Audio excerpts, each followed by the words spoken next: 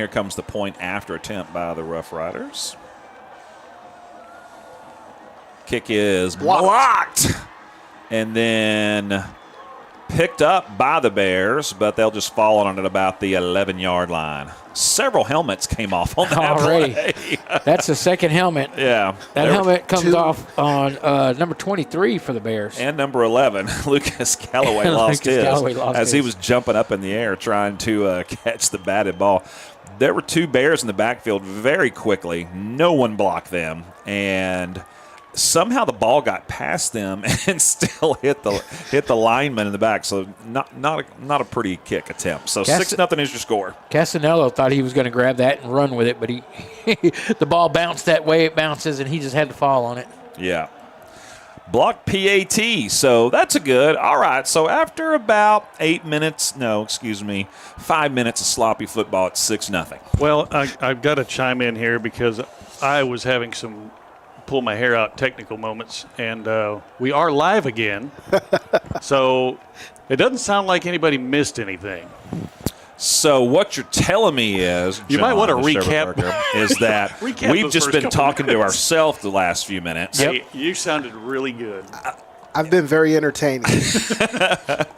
For everyone that lost us for a few minutes, we put out some Emmy award-winning commentating over the last few minutes. The rest of this game, we can't tell you how it's going to go. But, man, that part you missed was fantastic. Thank you for coming back. So whatever you missed was this. The Bears fumbled the opening kickoff.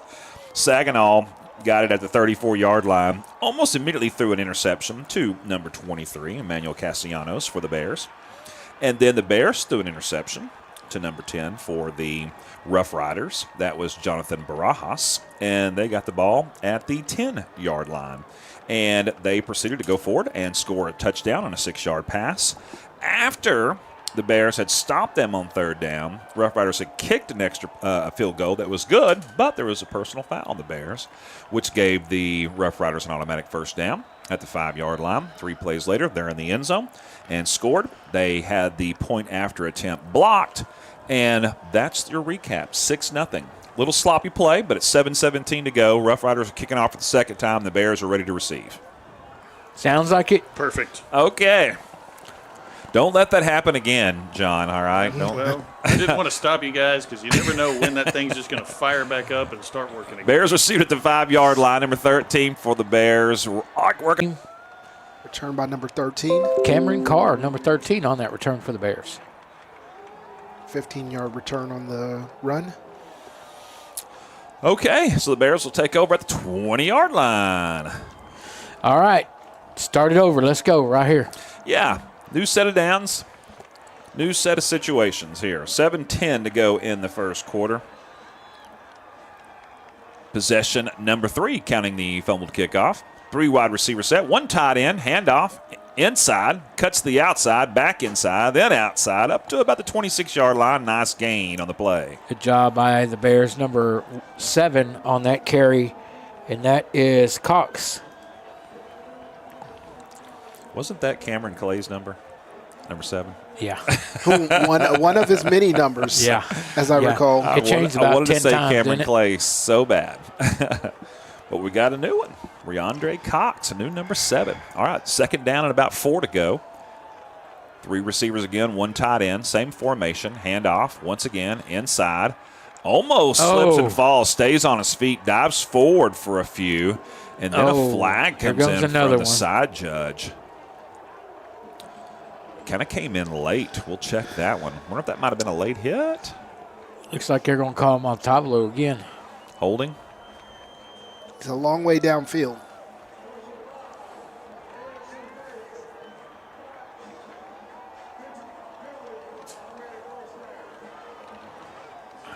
Oh, it was a penalty against Saginaw. Okay, so hands to the face, personal foul, 15 yards to the good for the Bears. So that'll move the ball from about the 30-yard line all the way up to the 44, 29 to the 44. All right, that's a good job for the Bears on that one. All right, we'll take it. We'll take it. Positive yardage now, flipping the field position at least a little bit here. Bears line up 4 wide receiver set this time, 3 to the left, 1 to the right. QB in the shot. One man comes in motion. He's in the backfield. Ball is fumbled and then picked up, and then it's fumbled again, and this is going to go to the Rough Riders, I believe. I think the Bears actually come up with that somehow. I don't know how they came up with it. I mean, it looked like he fumbled it, picked it up, fumbled it. 87. And it looked like it went right into number 8's hands. He's down there shaking his hands like, how did I not recover that fumble? Woo, that was a close one for the Bears. Wow. 1 yard loss. Yeah, Run. after all that, only 1 yard loss. Not bad. 2nd and 11 coming up. Kerrigan and Carr are your wide receivers, along with number 19, Nick Reyna. Looks like there's a new back out there as well. Is that number 8? Can't tell. That's going to be Coleman if it's 8. Cameron Coleman.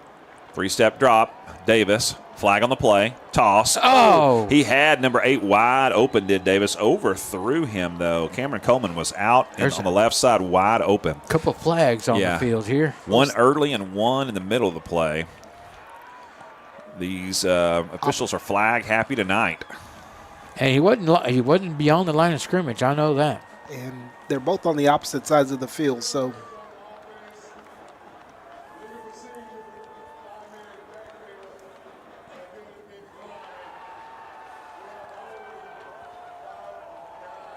$59 outlook. All right, so there was 5 men in the backfield, legal formation, and they declined that one. That's just a 5-yard penalty. They accept the 10-yard holding penalty against the Bears against number 59, or as the official said, at 5'9". Okay, so they'll back the Bears up to the 33-yard line. They've got to get all the way into Rough Rider territory to about the 46. Yeah. So this brings up 2nd 21. down and a long ways to go. Looks like 2nd and 21. All right, here we go. 4 wide receivers this time. Got to get everybody set on the line of scrimmage. 5-step drop this time, looking for a screen pass, caught in the middle of the field, and then dropped immediately after a short gain. Yeah, I was trying to set up that inside screen there. Yeah, a little wide receiver screen to the inside. 2-yard reception by number 13. And I like that because, Jaden Kerrigan's got some speed, and they're just trying to get him loose a little bit. Yes. That was Cameron Carr on that last catch for the Bears. Oh, I thought that was 12 Kerrigan, but Yeah. It was 13. 13, I Cameron believe. Carr. My bad. All right, 3rd down and 19 to go. 5-step drop once again for Davis. He rose out to his left, looking downfield. No one has him. Overthrows him. Got a penalty in the backfield. We'll Had see what we Reyna got. wide open once again, and Davis has just been a little bit antsy tonight. Overthrown a few passes. And that was one of them. That one is forgivable. The defender broke off and kind of jumped. Made him have to change his trajectory on the throw. Yeah, that was a tough throw regardless. All right, Bears called for a penalty on that play, but it's declined because it's 4th down. So the punt team will come out. We got us a new punter this year. New kickers. The Bears have had some great ones through the years, have they not? Yes, they've had some really good ones. Snap is good. Comes the kick. Decent kick down the middle of the field. Takes a bad bounce, though, in the Rough Riders' favor. Hit it about the 41-yard line, the 39-yard line, then bounces backwards to about the 43. Yeah, it took a bad bounce for the Bears. All right, so the Rough Riders will take over. Looks like they spot the ball right at about the 43-yard line. Bears penalized 3 times on offense. Yeah. Hey, that new punter, I forgot to mention it. That is going to be 47, and that is Edwin Sacedo. Well, really good starting field position for the Rough Riders every single time. This is their worst, though, and it's still really good. Quick toss out to the left to number 2. Cuts back inside, makes one guy miss, runs over a second guy, picks up a 1st down, and into Bear territory to about the 45-yard line. Gain of about 12. Casanello, number 23, on that tackle for the Bears. Yeah, nice little run that time by the Rough Riders. They've started on the Bears 34, the Bears 10, and now this possession started on their own 43-yard line. But after one play, they are into Bear territory. They're up 6-0. Quarterback keeper right the middle. Hit pretty quick, though, after a short gain. Yeah, it was a good tackle by the Bears. I believe that's number 30 on that tackle again. That is going to be France on that tackle. Second and 8. Gain of just 2.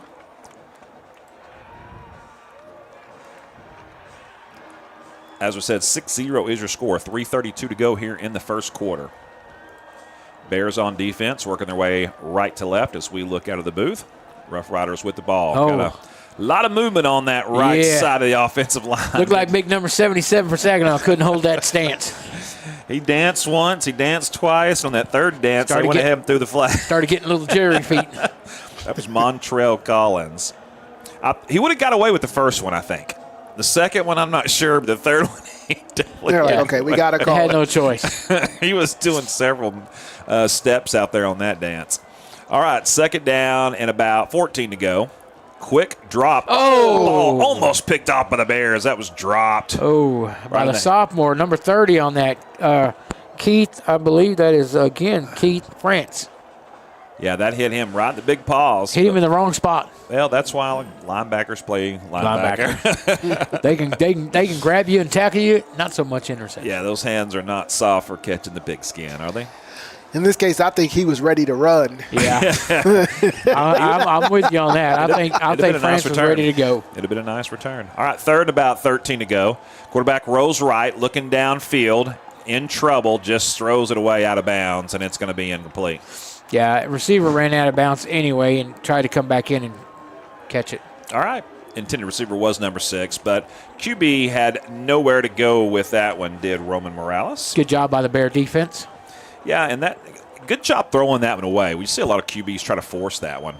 All right, so it's 4th and 13, and it looks like they're going to go for it. And, right here in between the 40s. This is kind of one of them areas. Why not? You got to lead. It's early in the season.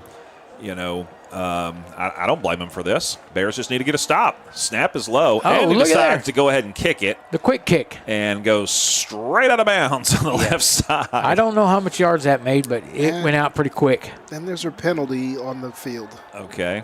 So the ball goes out of bounds at about the 29-yard line. So the Bears are going to have decent field position, not a long kick. It's only about a 18-yard punt.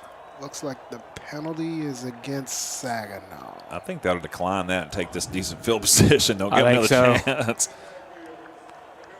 I agree. That's a good job. That's a good call, too. There we go. I concur with Coach Wheeler on this one. Like he cares. Nor should he care what I think. All right, here we go. Ball is going to be marked, as we said, at the – I'm going to mark it at the 27. And a half. All right. I'm going to go with that's an excellent spot of a ball that got kicked out of bounds. Yeah. Well, the judge had it at the 29 a moment ago. I guess he changed his mind. Here we go. Handoff inside, number 1. And hit pretty quick, but is able to fight forward for a couple of yards. Got him a couple yards out of that. That's going to be number 1, Jordan Houston on that run for the Bears, your junior running back. Great job because he was hit 2 yards behind the line of scrimmage. So to pick up 2 on that one, he earned them for sure. 2 minutes and 30 seconds left in the quarter. Yeah. It's been a sloppy one, only 6-0. Bears trying to get something rolling here. A lot of stoppage, a lot of penalties. Second down at about 8. Handoff on the sweep. And nowhere to go on that one. Short gain. Looked like a face mask. Yeah. Helmet comes off after the tackle or during the tackle. Flag comes flying. See if the Bears get an automatic on this one. That was Carr. 4 yards on the sweep.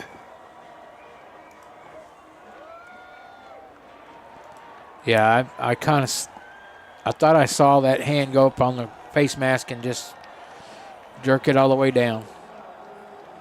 Ripped his helmet off, so he gets to stay in the game. Yeah, they call that the jet sweep when the wide receiver comes from the slot across the backfield and toss it to him around the opposite side. as opposed to just the general sweep when you toss it to the tailback and That's right. he goes one direction or the other from the backfield. That's why you're the host, providing that extra color. You know? I pay attention when I watch football on Saturdays and Sundays on TV. And off up the middle, nice run by Houston this time. He's going to get a nice gain of about 7. Yes, and I've noticed that the offensive line for the Bears actually has been getting a really good push. So we'll see how that works out. And the offensive line has some really good size this year. Yeah. And that's key, man. You need those big guys up front. There's some good size on the Rough Riders as well on that defensive line, but the Bears really getting that push, like you said. They give him 6 on that one, so it's 2nd and 4. This time looks like Cox in the backfield. Handoff goes to him right up the middle. Wow, and good cut. It bounces, and then he powers forward real close to a first down. Going to depend on the spot. Ball comes out late. The play was over. Nice job by Number 7?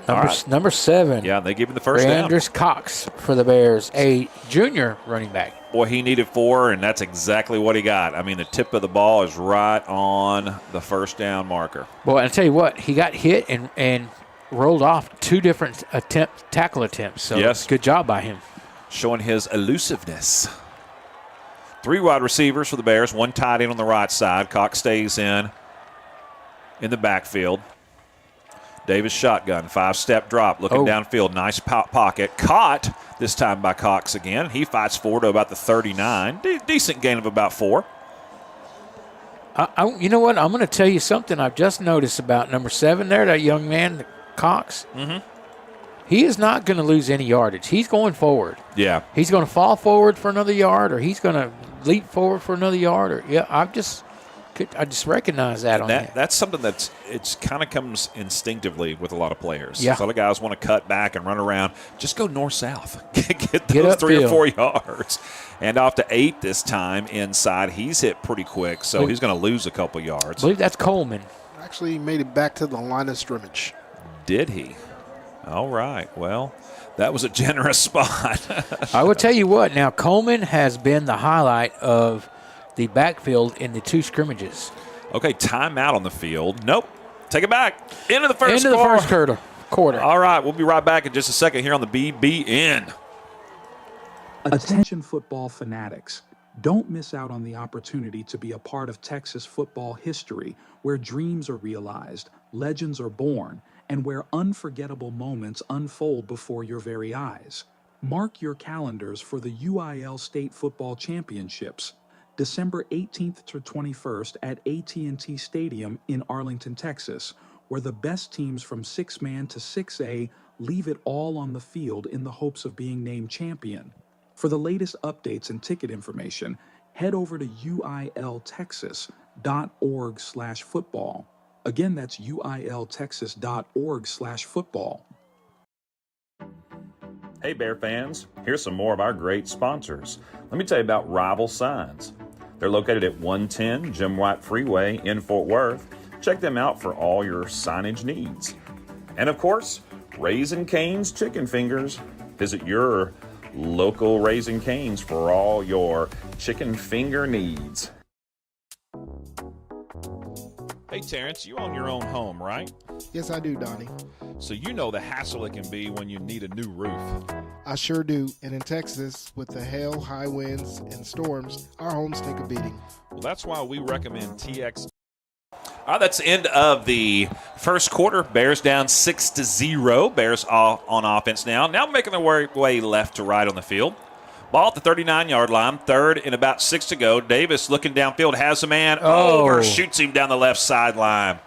Boy, he had Carr that time open. He beat both men and just overshot him a little bit. Well, it looks like the Bears are going to punt it, I believe. Punt team's coming out. Number 47 out on the field for the Bears. He is your new punter. Saucedo. Edvin Saucedo. All right. There we go. See if we can get one put somewhere where. Coffin corner over here. Yeah, coffin corner. Get him put back by the goal line. Number 0 back to receive this one for the Rough Riders. Snap is a little low, but handled. Gets off the kick. Flag on the play. Oh. And bounce is really good, and it goes out of bounds at about the 2. Not bad, not bad. Boy, that was perfect. We'll check the flag, though. It's thrown on the Bears' side of the line of scrimmage. Doesn't bode well for the punting team, but we will see. The punt team's not going back out there, so they must know something we don't. Right now, Offside Saginaw. All right. We'll take it. I mean, that's now that's not enough for the first down. That but gets them close it'd to be it. 4th and 1. Coach Wheeler's out talking it over, seeing what he wants to do. we're in that spot in the field too, you know. I leave them down at the 2. Would you? Now they're going to go for it. All right, defense is coming off. Offense will come back out. I like this. Let's just get that running back. 4th and 2. Stick him right in there. 4th and 2. Well, I Sounds thought like that's what he said. I thought it was going to be about 1. Well, it's 4th and 6. A 5-yard penalty should make it 4th and 1. Yeah, that's what I was thinking. Well, I mean, I'm not great at math, but I feel like I 6 hear minus you. 5 is 1. And I'm not disagreeing with your math. 'Cause I'm a statistician, right? So what I'm saying is what he said was Yeah. incorrect. And, there's been a lot of times when the math didn't add up to what was going on down in the field. That's those spotting hijinks is what we're going to call it. Okay, we're going to mark it off. Here we go. 1, 2, 3, 4, 5, and it's definitely 1 4th and yard 1. line. And All it- right. And it's a short one at that. Okay. So here we go. How the Bears going to handle this one?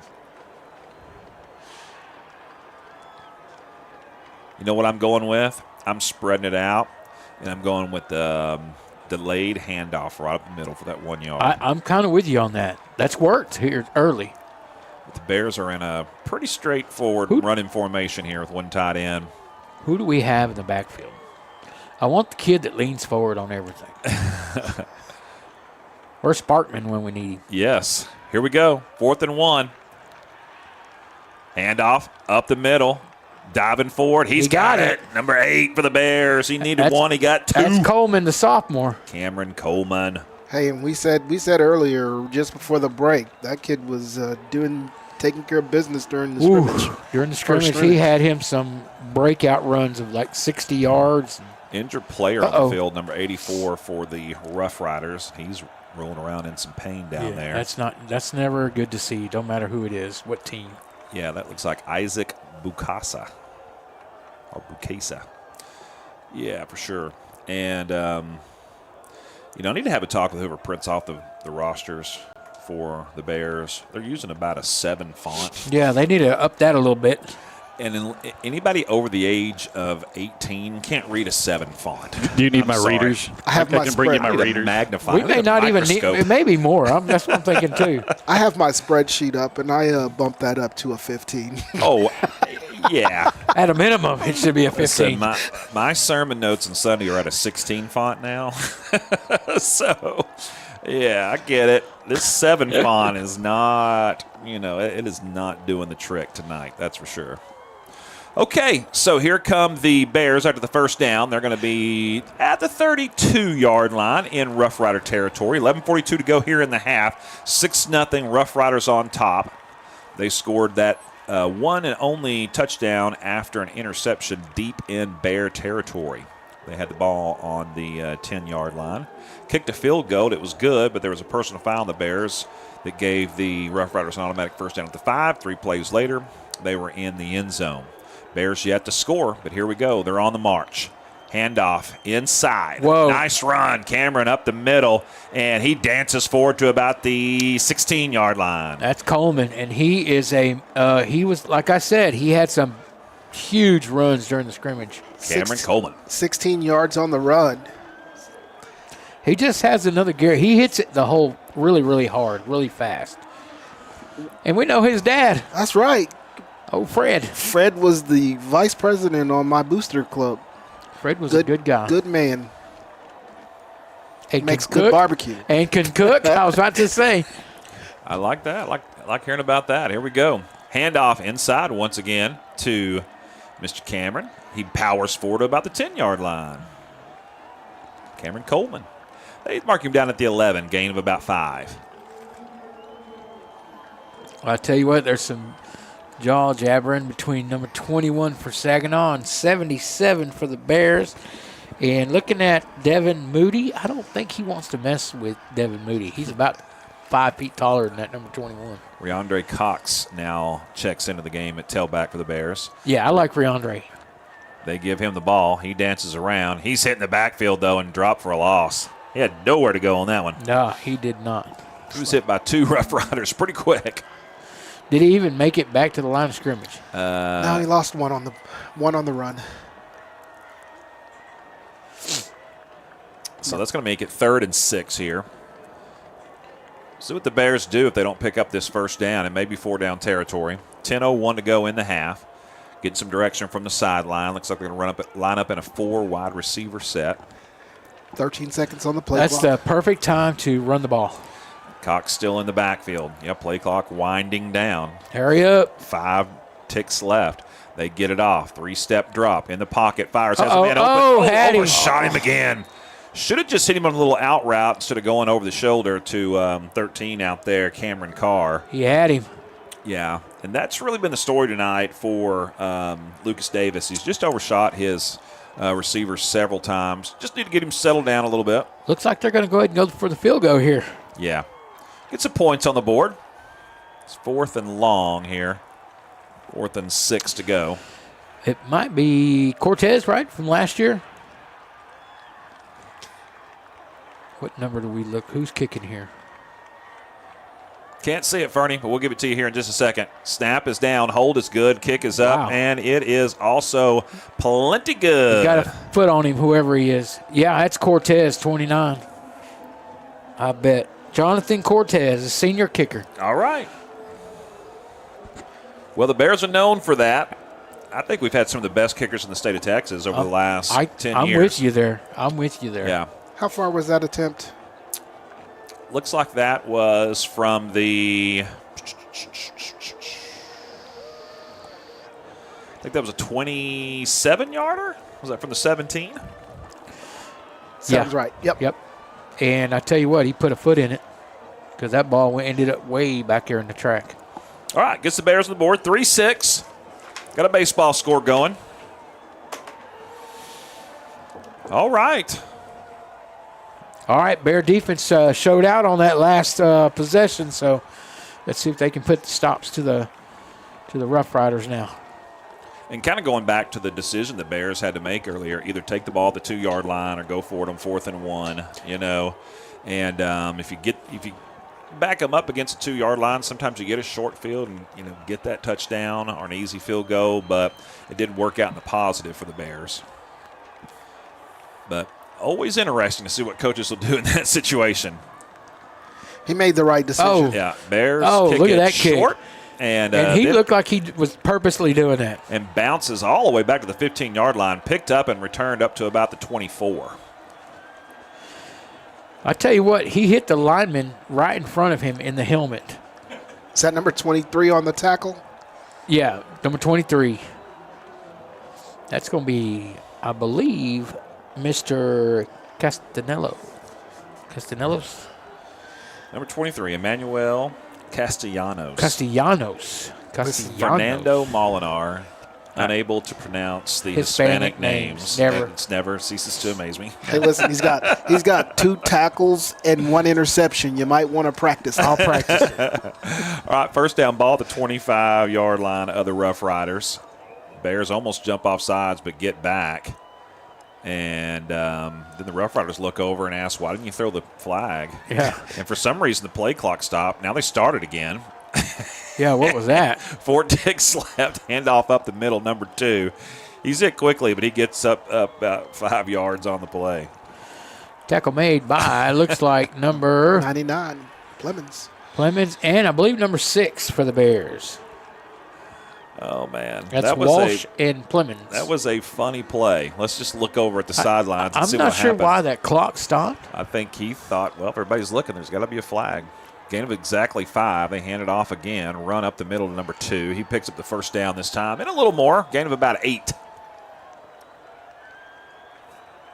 It's good job by that running back to make that cut. Yeah, I'd love to tell you his name, but there is no number 2 on the online roster. So we apologize to our Rough Rider fans that may be listening. 3 wide receivers to the left, 1 to the right for Morales. He's in the gun. Quick toss to the right side. And led his man a little too far inside and falls incomplete. On the coverage, that's going to be number 10 for the Bears. That is Xavier Molinar Henderson. Boy, that was a bullet he threw out there to the flat. Yeah. On a quick little slant, but receiver did not want to slant inside. The defensive back over there for the Bears was looming large at the time, number 10 for the Bears, Xavier Molinar Henderson. Yep. You know him? I know that guy. He's like, this guy looks really big. Shotgun formation once again. 2nd down and 10. One man comes in motion. Oh, bad snap. Rolls all the way back to the 25. Picks it up at the 20, and now just going to throw it away.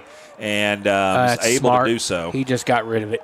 Boy, Roman Morales showing his athletic ability to run back there and be able to scoop that up, square his shoulders, and throw it out of bounds. And listen, back to the line of scrimmage so that there is no intentional ground. Yeah, I agree. He did a good job. That is an That kind of athletic shows play. his senior, his Maturity. he's been there. Yeah, Yes. his maturity. Yes, that's a senior move for sure. Looks like they're running some clock. Xavier has a oddity for the Molinar family. He's tall. He may be the last tallest night- Molinar in history. Last is I he? checked, he is reaching the 6'4" status. Yes. Well, he's been tall since he was young little. for his age. You know, he and my son Brock used to play together all the time. They played flag football together one year, and seeing them next to each other always cracked me up, man. All right, so it's Now- going to be 3rd and 10 when we come back. Now, I'm going to jump in on Brock's defense. Now, Brock is not short either. He's tall because I can remember Brock being about to my knees. Now I look up to Brock. Yes, and he's about 5'10". He's as tall as I am, so none of the Fosters are real tall either. But we're a little taller than the Molinar. Not much. Yeah, But about 4 inches. But Xavier got some spring in his step, man. Some height in his legs. All right, 3rd and 10 after a quick timeout on the field. All right, it's a big play here for Saginaw. And the Bears defensively, of course. So Bears line up in a 4-3. They'll play it, give the receivers a little bit of cushion on this 3rd and long play. Quarterback 3-step drop, steps up, gonna take off, but he's hit at the line of scrimmage and dropped. Nice job by the Bears. Loss of 1. That is on that tackle. He lost his helmet on that tackle too. Sparkman. That is Mr. Sparkman. And that is a sack. Jovan Sparkman, the old running back. Yes. The bowling ball. He is now a defensive lineman, and I Hey. think that's where he should be. But he's still got that speed, man. I'm telling you, he got it. All right, Saginaw with their 2nd punt of the game. Last one was really ugly, but it was kind of a quick punt by the quarterback. Oh, Bears had too many. Oh, players bad on the snap. Gets it off, though. It's a really good punt for a bad snap. Oh, my goodness. Caught at the 30-yard line. Will be returned, but not for much. Gain of about 2. There's a penalty on the Bears down here, it looks like. field. Bears had a couple of penalties. There's another flag on the tail I'm end of going the to play. talk about tightening them chin straps. That's another helmet coming off of a Bear. Roman Morales, I guess he is the punter. He kicked the last one, but it was kind of a quick kick by the quarterback. This time he was in full punt formation, and he went ahead and kicked it. So apparently he is their kicker. Bears had too many men on the field initially. One was running off at the snap and did not make it. And then there was 2 other penalty flags. It looked like it was a penalty on the punter.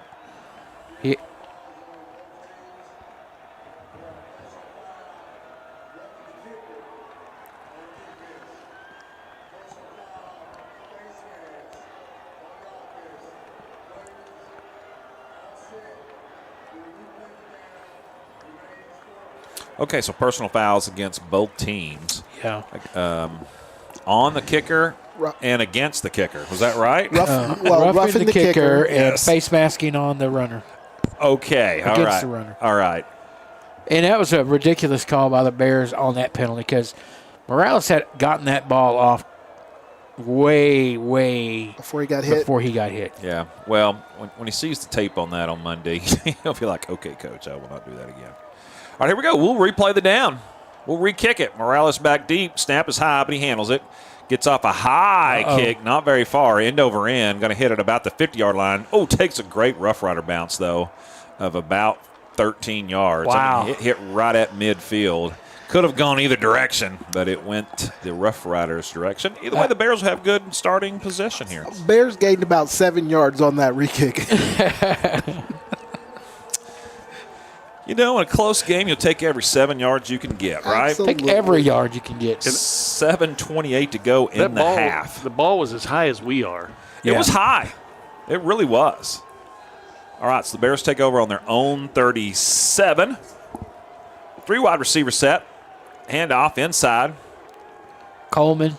Coleman tries to cut it outside. Nowhere to go. Hit quickly. Short I gain. think he got 1 out of it. Yeah, he got about a yard out of it.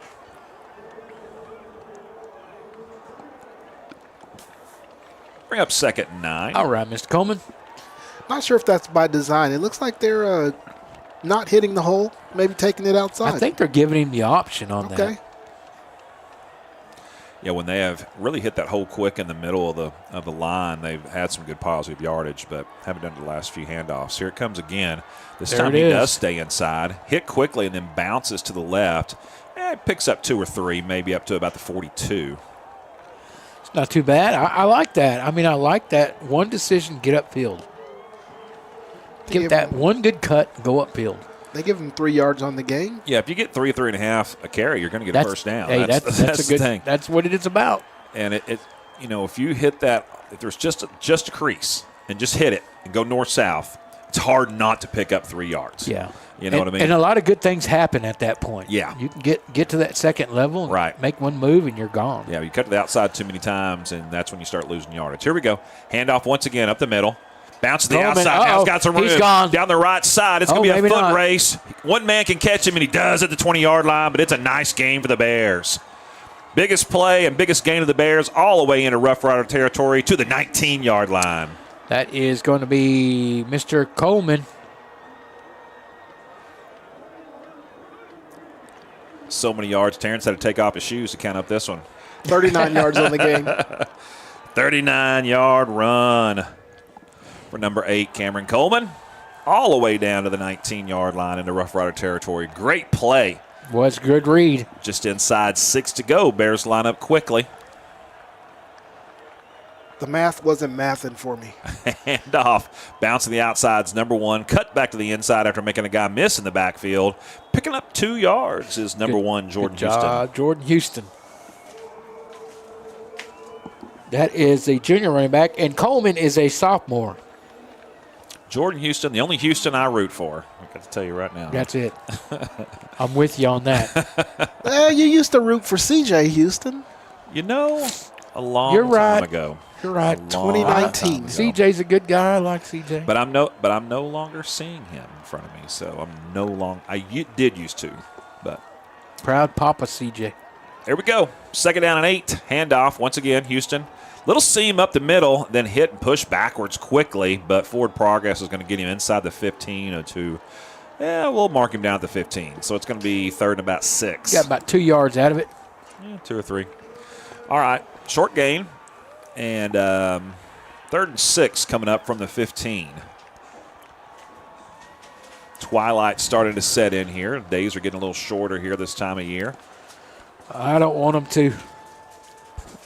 I want that sunlight to stay around. I like the sunlight. I don't like the heat. I'm with That's you for there. sure. 3rd down and 6. There we go. Terrence is like, get back to football. Sound like old men talking about the weather. Hand off Houston. Makes one guy miss. Bounces to the outside. Tries to cut back inside. He's going to get about 3 on the play. It's going to be a couple yards short of the first down. Maybe 2.5. All right, decision time here for Coach Jason Wheeler. I think he's going to go for it. 4th down and about a long 2, almost 3. And, yeah, there's no field goal unit coming on. Jumbo package may be coming in here. Oh, no. They're We've coming changed our in. mind. Yep. We're going to kick the field goal. Tied up. Why not? 3:52 to go. Yeah. Let's tie this ball game up. Cameron Carr is your holder for Cortez. Here we go. Kick is up. It's plenty long, and it is good. Kicks it all the way back into the trombone section as the band was warming up for halftime. All right, ties it up, 6-6. And let's see, that was a 19 plus 10. 29. 29-yarder? 29-yarder. Okay. I like it.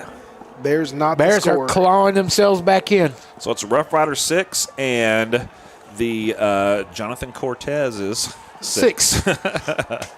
Okay. 6-6 with 3:35 to go. All right, a little sloppy first half. I think you guys would agree. But what are your impressions thus far? Well, you know what? They've stayed calm. They've had some stupid penalties. They've had some really bad penalties. But it seems like they've settled down, and now they're starting to move the ball. They're obviously pushing with their line. Their line is moving that ball forward for that for the running backs. Not sure what total they have turns, but they've got some yardage. 96 yards. 96 yards rushing. Yes, sir. All right.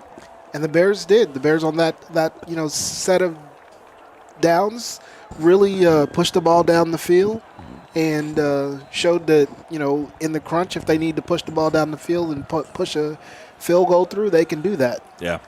It's hard to lose a football game in high school if you can rush for 225, 250 yards. It really is. And the Bears are pretty close to being on pace with that. Ball is fielded about the 8-yard line and chased down from behind and then slung down at about the 27. That's going to be number 6, I believe, for the Bears. That is Walsh, the linebacker. And that was Torrey Lords with the carry. All right, they'll mark him down at the 26-yard line with 3:29 to go. Still lots of time here. Both teams should have at least one more possession here. Obviously, the Rough Riders are about to, but the Bears have a good chance to as well. See if one of these can capitalize on it. Bears are hoping they can get a stop and get a score going to halftime with the lead. Opening night here at Bear Stadium. Next week we'll be on the road. One man comes in motion, handoff, faked, quarterback keeper, got some room around the right side, cuts it back outside, going to pick up the first down and more up near the 40-yard line. Nice run that time by the QB. Roman Morales. Tackle from behind by number 34, Sparkman. Actually, 45. that's Vincent Gonzalez is checked in at QB. That 5 looked like a 9, or 9 looked like a 5 down there, but it was actually number 9. Different QB in. Handoff, left side, nowhere to go, slung down, loss of 1. That's Walsh, number 6, the linebacker on the stunt. Yeah, so the junior QB comes in. He's a little smaller, 5'11", 170 pounds, compared to 6 foot, 185 for Roman Morales. And we'll check the sidelines and see if maybe they're just giving him a series off here early in the season. Maybe so, because I don't think there's nobody attending to anybody. Yeah, I don't see anybody over there. Could be what's going on. 3 wide receivers, trips right, 1 left. QB rows that way, fires downfield, has a man caught on a high pass, but a nice gain up past midfield into Bears territory for the first down. Come on. Can't give up that. Yeah, Gonzalez really did a good job of squaring his shoulders after rolling right on that play. Looked good on that toss. A little high, but the receiver climbed the ladder and caught it. Handoff inside this time, up near the 45-yard line. And so the Rough Riders suddenly playing with a sense of urgency. Yeah, Bears need to get a stop here. Yeah, and they're really on the move right now, are the Rough Riders. 34 on the tackle for the Bears. Second down and about 7 to go. Handoff inside, quickly hit at the line of scrimmage is number 28, but he fights forward for a few yards. That's number 30, I believe, on that. 34 again on that tackle. Oh, yes. That was Quinones. That was the starting starting running back for the night. He checks back in. Arizola's on his second in a row tackle for the Bears.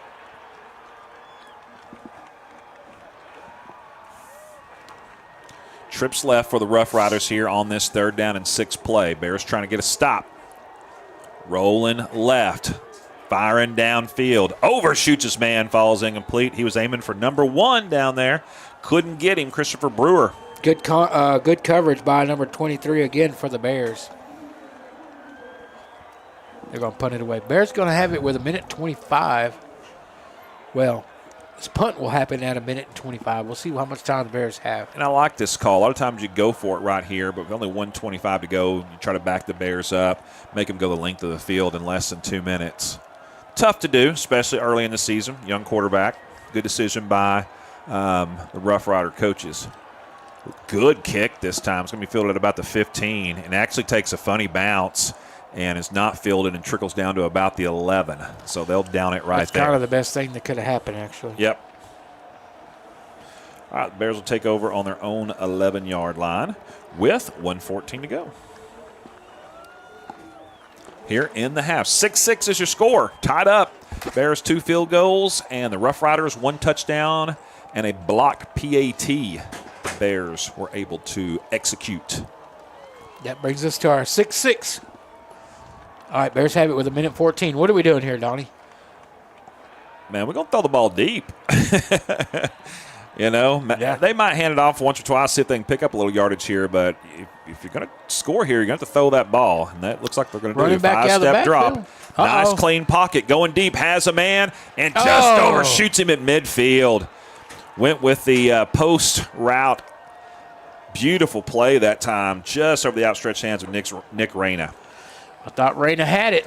That was the best thrown ball of the night, I think, by your QB, Davis. Lucas Davis, because he really dropped a dime on that one, just beyond the Would have outstretched been nice to see fingertips. Reyna just kind of jump out, dive for it. Looks like he's nicked up. Reyna? Yes. Yeah. He's got his hands on his hip. Yeah. Well, that was a long sprint. Okay, here we go. 107, 2nd and 10. See what the Bears do here. They're going to hand the ball off. Got to chip a little bit of clock. Nice little seam up the middle, cutting back the inside, Well, he's fighting still on his feet. forward. And he's going to end up picking up about 7. Clock continues to tick, though. I think when you throw it deep on first down and stop it, you got to run the ball at least once Gotta to run at chew up least a little once. bit of clock. Don't want to give the Rough Riders any time left in case you don't pick up a first down. Which running back is that out there? Looks like that is number One, one, Houston. Yeah. All right, 40 ticks and counting here on the game clock. Play clock inside of 15 now. Bears line up quickly. Not in any real hurry here, so it doesn't No. look like they're trying to do anything too spectacular. This is probably going to be a handoff. They do hand it off inside. Going to be a first down for the Bears. Houston picks it up. He gets up to about the 24 and might call a timeout here and sling it downfield. Let's see. Got all 3 timeouts left. I'm surprised the Bears haven't used one of them here. 5 yards on the run. And the Bears. There's one now. Yeah, great timeout. You got a first down. The Bears actually only have 2 timeouts. Yeah, they used one They used one early. very Okay. early on. Scoreboard still said 3, so that's what I was going off of.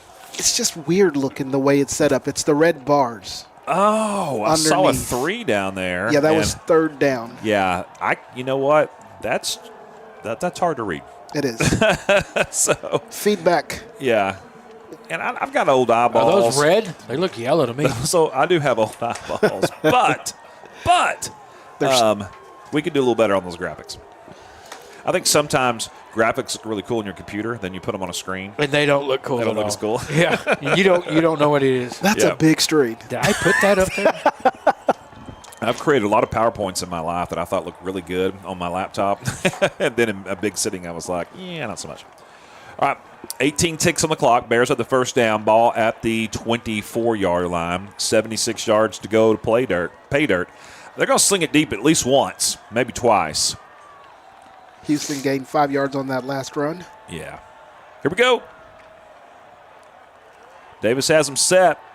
5-step drop. He's got time. Firing deep. Looking for a man. Looking for Carr. Out of bounds. And he caught it, but he's out of bounds.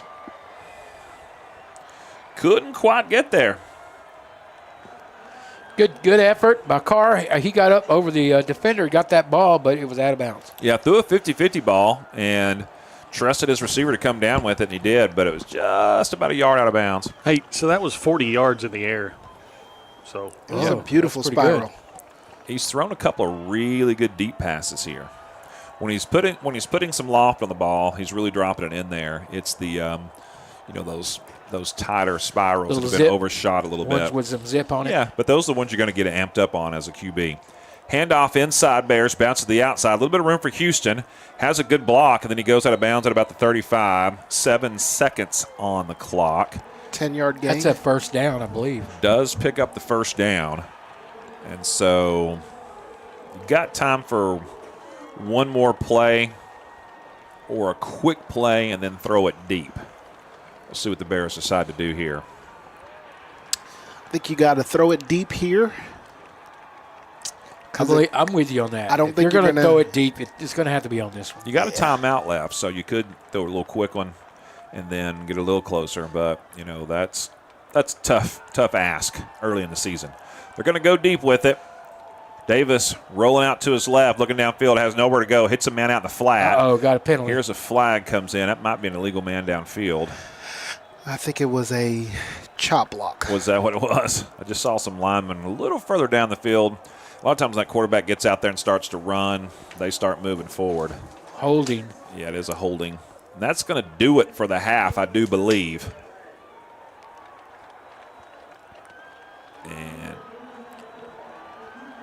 And that's it. That's your half. So Bears end up unable to do something there on that last drive. Just too much green between them and pay dirt. However, they do tie it up on a field goal in the second quarter, making it 6-6.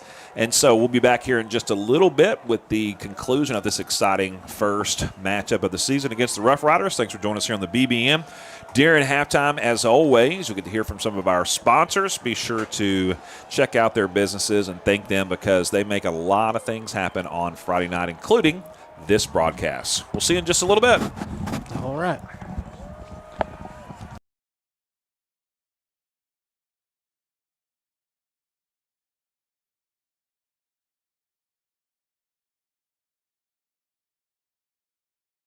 High school associations. But really, what we stand for, together with the UIL, are the 825 high school sports and performing arts students in Texas. And so we stand. We stand for the runners, debate team members, and basketball players. We stand for their coaches, officials, and adjudicators. We stand for the drummers, football players, and actors. We stand for the golfers, singers, and swimmers. We stand as the national leader and advocate for these essential activities and all who participate in them and make them possible. Because it is our purpose to ensure that high school students get to play, perform, and compete together. To learn more about who we are and what we stand for, visit nfhs.org. If you're like me, you love a good snack or a hearty sandwich while watching football or your favorite sports on the weekend, well, a great place to head over to then is Charlie's Philly Steaks. They'll take care of you and they'll fill you up and you'll be excited to go back over and over again. They're located at 9521 White Settlement Road.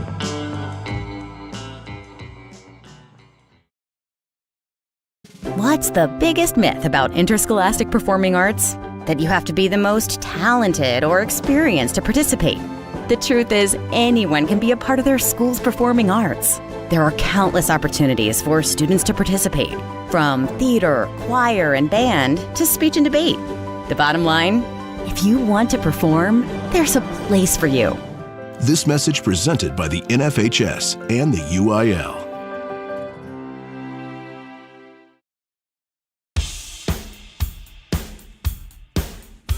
It's halftime on the BBN. I'm your host, Donnie Foster. We want to thank you for listening. Now, during halftime, we are playing ads from all of our sponsors. These local businesses and organizations make this broadcast possible. So take note of each business and organization and be sure to visit them soon. When you do, let them know you appreciate their involvement in Brewer High School and our community. If you would like to become a sponsor, well, there are many ways to get involved. Just send us a message through one of our social media accounts, and we will help you join the team. Go Bears! All right, folks, let's get started. Parents, thanks for coming. As many of you know, I'm Coach Mather. Tonight I want to talk about the season, of which I only have one expectation: that everybody gets stronger. When I say get stronger, I'm not referring solely to physical strength. Sure, we'll be in the weight room, we'll be running stairs, but we're also going to focus on developing mental toughness and grit, because those are the characteristics that allow us to achieve greatness both on and off the court. So, how do we develop those things? By getting comfortable with a challenge, by cultivating the confidence necessary to overcome adversity in all forms. That's why I coach. That's my purpose. Every member of this team can lean on me, and I'll teach them how they can lean on themselves and each other. This message presented by the UIL and the Texas High School Athletic Directors Association. One of the best innovations in my lifetime is the emergence of rehab facilities that help us recover after surgeries and medical procedures. Baylor Rehab Facilities are right here in our area and can be found through a simple Google search. The fine staff at Baylor is always ready to help you recover and get back to enjoying life at the fullest. Thank you, Baylor, for being an awesome part of our community.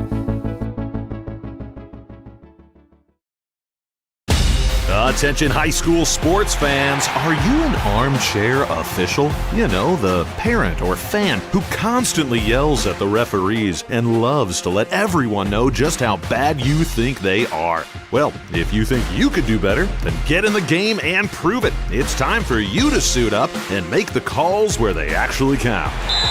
Every sport in Texas needs more officials. Sign up today at highschoolofficials.com. Something everyone appreciates is loyalty. We have two very loyal sponsors here on the Brewer Bear Network, and that's Chili's and EECU. Chili's Bar and Grill, located at 300 Clifford Street, one of the most popular places to eat and just hang out with your friends in the entire area. Head on over to Chili's and check out their fantastic menu and tell them you heard about them on the BBN. And of course, EECU, a fantastic credit union that takes care of all of your needs. They're located at 9350 Clifford Street. They have a friendly staff and would love for you to come in and visit them so that they can serve you. Thank you, Chili's and EECU, two of our most loyal sponsors. So let's show them some loyalty and head on over and check out their services.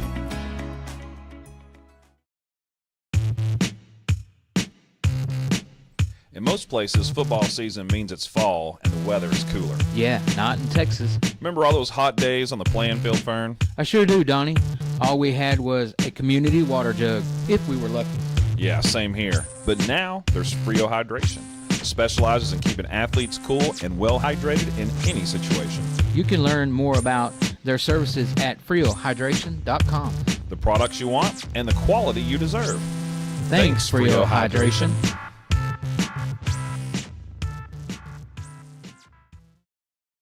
I love playing sports, especially for my school. And that's because school sports are special.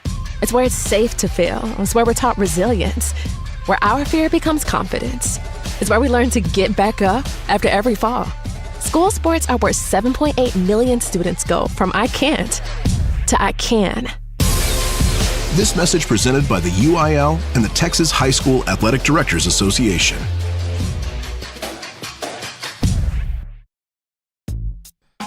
Terrence, now that we're getting older... I prefer to say we're getting wiser. Hey, I like that.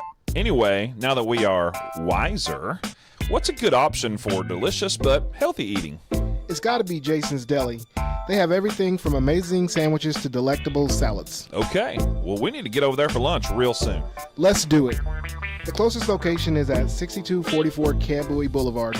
There are also many locations in the area, so head on over and do your old, wiser body a favor. School sports are played by humans, coached by humans, and officiated by humans.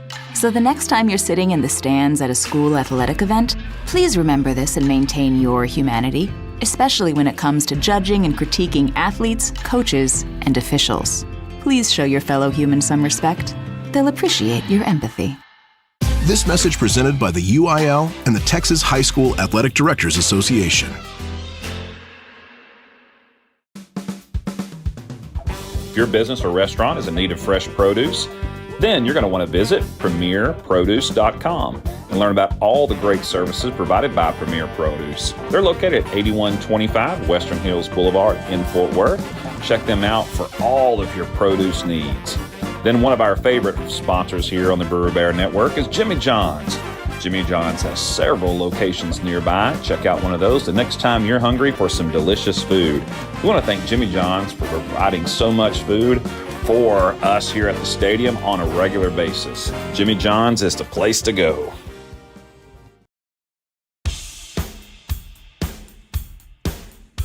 It's halftime on the BBN. I'm your host, Donnie Foster. We want to thank you for listening. Now, during halftime, we are playing ads from all of our sponsors. These local businesses and organizations make this broadcast possible.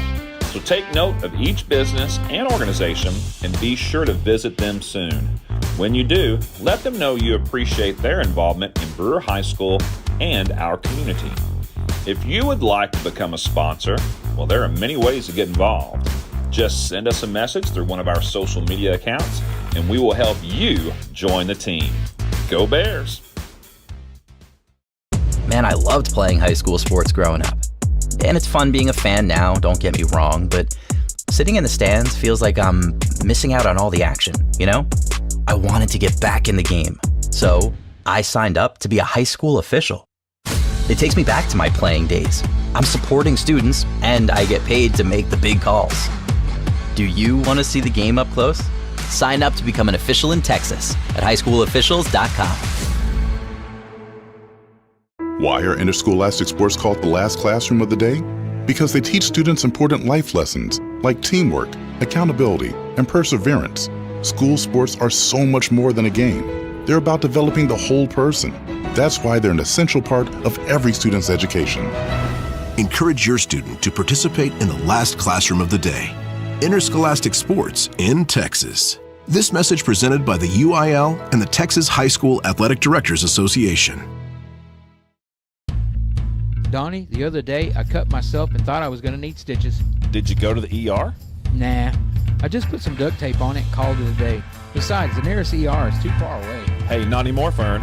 Medical City of White Settlement is located at 9650 White Settlement Road, right on the corner. Seriously? Serious as a heart of. Wait, maybe we shouldn't use the phrase during an ad for a medical facility.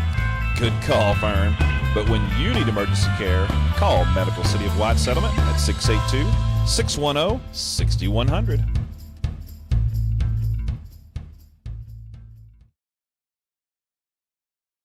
Thanks for joining us here on the BBN. There are several ways to keep up with us here at the Brewer Bear Network. First of all, you can like us on Facebook. Just do a simple search for Brewer Bear Network and you'll find us. Hit the like button, and that's a great way to stay connected. Also, we have an account on Instagram. Same thing, just search for Brewer Bear Network and follow us there, and we'll keep you up to date on all things Brewer Bear athletics. Thanks again for joining us. We appreciate you. We are the NFHS. That stands for the National Federation of State High School Associations. But really, what we stand for, together with the UIL, are the 825,000 high school sports and performing arts students in Texas. And so, we stand. We stand for the runners, debate team members, and basketball players. We stand for their coaches, officials, and adjudicators. We stand for the drummers, football players, and actors. We stand for the golfers, singers, and swimmers. We stand as the national leader and advocate for these essential activities and all who participate in them and make them possible. Because it is our purpose to ensure that high school students get to play, perform, and compete together. To learn more about who we are and what we stand for, visit nfhs.org. If you're like me, you love a good snack or a hearty sandwich while watching football or your favorite sports on the weekend, well, a great place to head over to then is Charlie's Philly Steaks. They'll take care of you and they'll fill you up and you'll be excited to go back over and over again. They're located at 9521 White Settlement Road.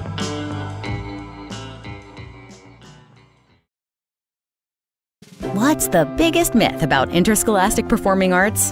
That you have to be the most talented or experienced to participate.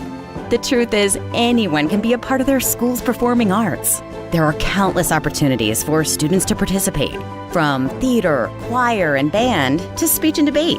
The bottom line, if you want to perform, there's a place for you. This message presented by the NFHS and the UIL.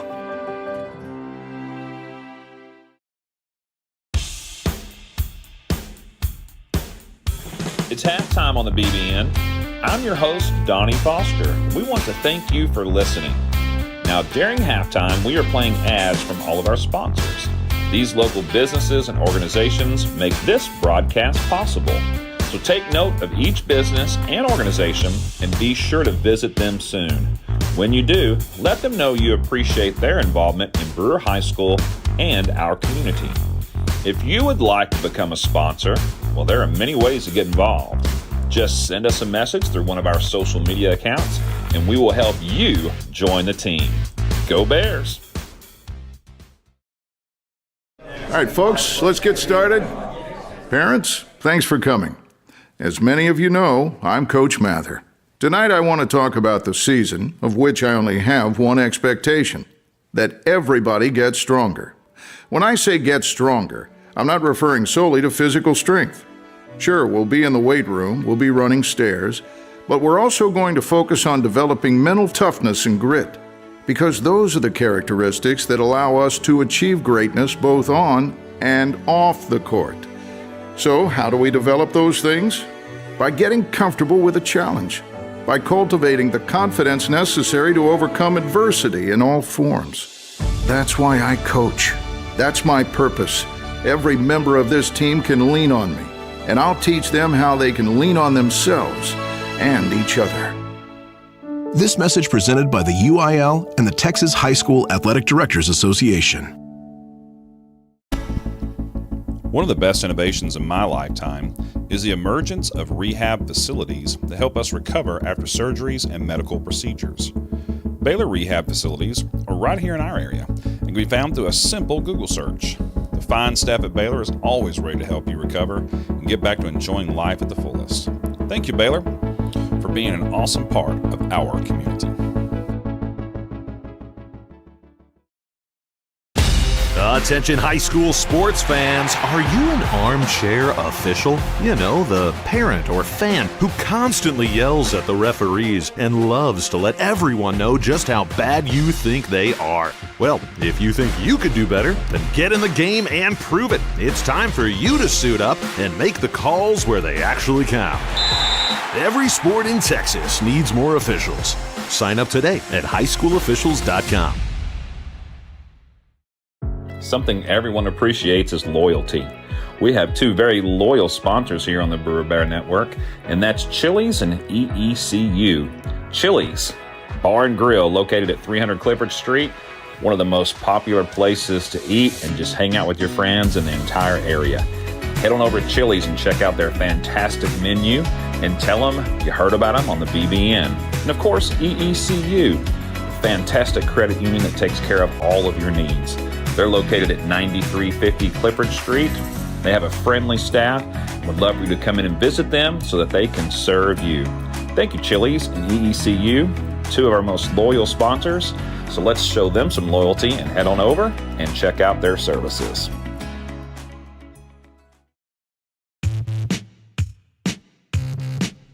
In most places, football season means it's fall and the weather is cooler. Yeah, not in Texas. Remember all those hot days on the playing field, Fern? I sure do, Donnie.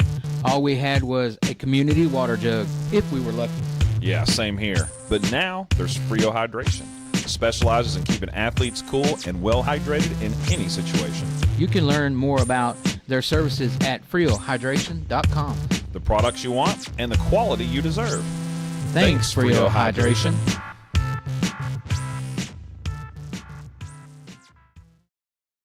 I love playing sports, especially for my school.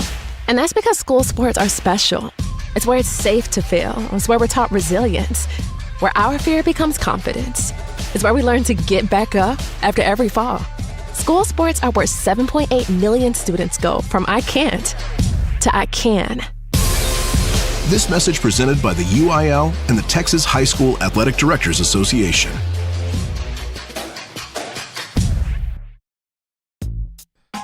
Terrence, now that we're getting older, I prefer to say we're getting wiser. hey, I like that. Anyway, now that we are wiser, what's a good option for delicious but healthy eating? It's got to be Jason's Deli. They have everything from amazing sandwiches to delectable salads. Okay, well, we need to get over there for lunch real soon. Let's do it. The closest location is at 6244 Camboy Boulevard. There are also many locations in the area, so head on over and do your old, wiser body a favor. School sports are played by humans, coached by humans, and officiated by humans. So the next time you're sitting in the stands at a school athletic event, please remember this and maintain your humanity, especially when it comes to judging and critiquing athletes, coaches, and officials. Please show your fellow humans some respect. They'll appreciate your empathy. This message presented by the UIL and the Texas High School Athletic Directors Association. If your business or restaurant is in need of fresh produce, then you're going to want to visit premierproduce.com and learn about all the great services provided by Premier Produce. They're located at 8125 Western Hills Boulevard in Fort Worth. Check them out for all of your produce needs. Then one of our favorite sponsors here on the Brewer Bear Network is Jimmy John's. Jimmy John's has several locations nearby. Check out one of those the next time you're hungry for some delicious food. We want to thank Jimmy John's for providing so much food for us here at the stadium on a regular basis. Jimmy John's is the place to go.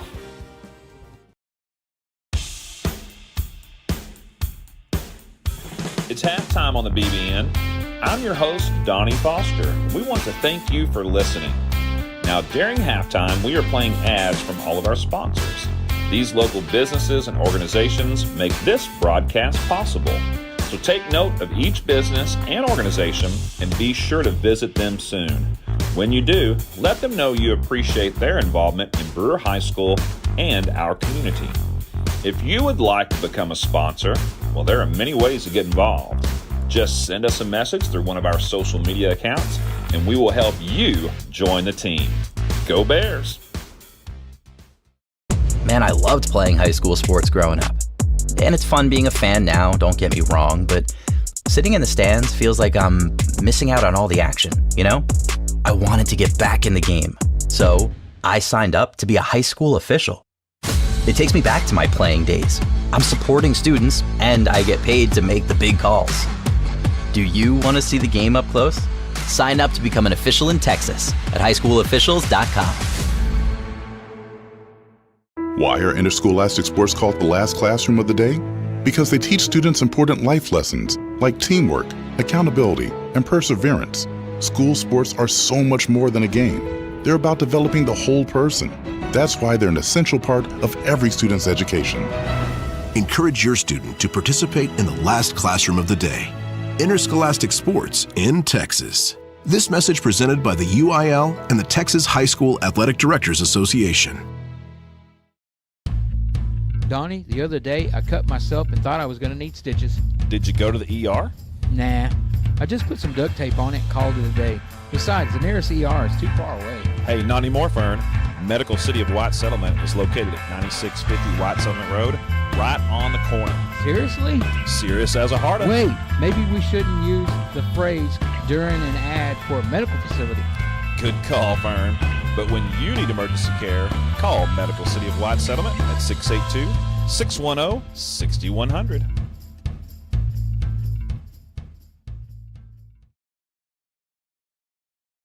Thanks for joining us here on the BBN. There are several ways to keep up with us here at the Brewer Bear Network. First of all, you can like us on Facebook. Just do a simple search for Brewer Bear Network and you'll find us. Hit the like button, and that's a great way to stay connected. Also, we have an account on Instagram. Same thing, just search for Brewer Bear Network and follow us there, and we'll keep you up to date on all things Brewer Bear athletics. Thanks again for joining us. We appreciate you. Have you noticed bad behavior has become normalized at interscholastic athletic events? Some fans seem angry. They lack civility toward one another. Some even get aggressive and unruly. Time out! What is going on? This has to stop. Let's not forget, school sports aren't just about winning. And they're definitely not an excuse to take your frustrations out on the official or the opponent. They're about teaching lessons like perseverance, respect, and empathy, so students can learn and grow as people, not just as players. We all have a role to play in setting a good example for our students and teaching them these important values. So fans, it's time to step up your game and behave positively at interscholastic athletic events in Texas. This message presented by the UIL and the Texas High School Athletic Directors Association.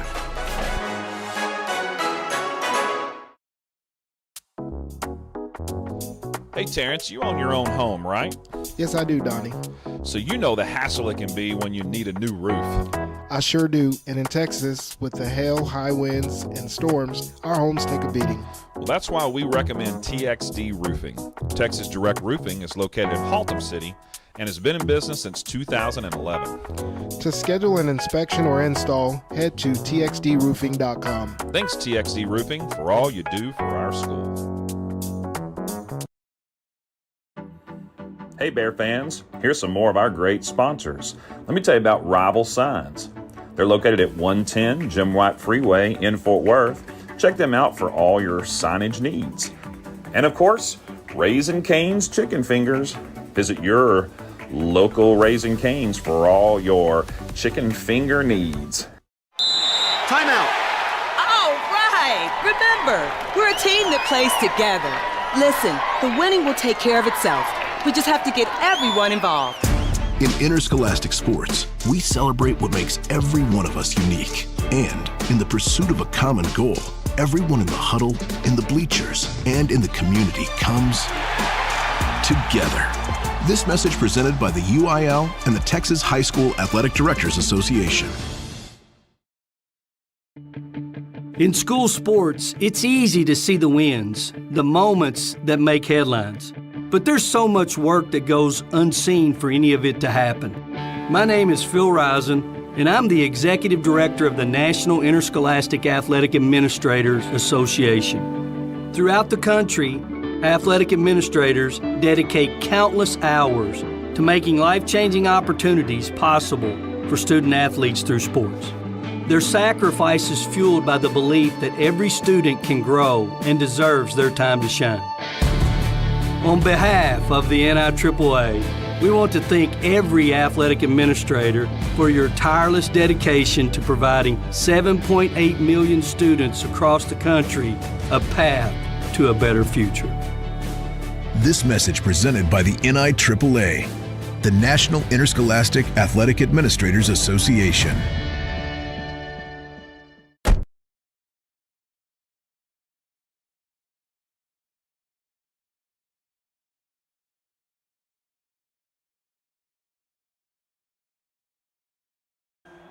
Six is your score here at halftime. Bears are getting ready for an exciting second half, trying to pull this one off. And to give us some first half stats, here is Terrence Durham. All right, leading the Bears defense with 4 tackles total and a sack is number 34, David Arisola. I did it better than Fern. You did a good job. It's not saying much, but yes. Yeah. Also on defense with an INT, number 22, Caleb Walker. I'm sorry, number 23. Yeah. Emmanuel Castellanos. There you go. See, I got the assist there from Donnie. Thank you, sir. And then on offense, the Bears rushed for 118 yards. Coleman led that bunch with 66 yards and Houston with 37 yards. Something we're not used to is the quarterback did not rush, has 0 rushing yards, which is definitely a change of pace for the Bears. And then on the receiving side of the ball, the Bears had a total of 18 yards receiving. Number 13, Carr for 14 yards. And number 7, Cox, out of the backfield for 4 yards. Okay. So, total yards rushing then for the Bears? Total yards rushing is 118. Total offense is 136 yards. Yeah.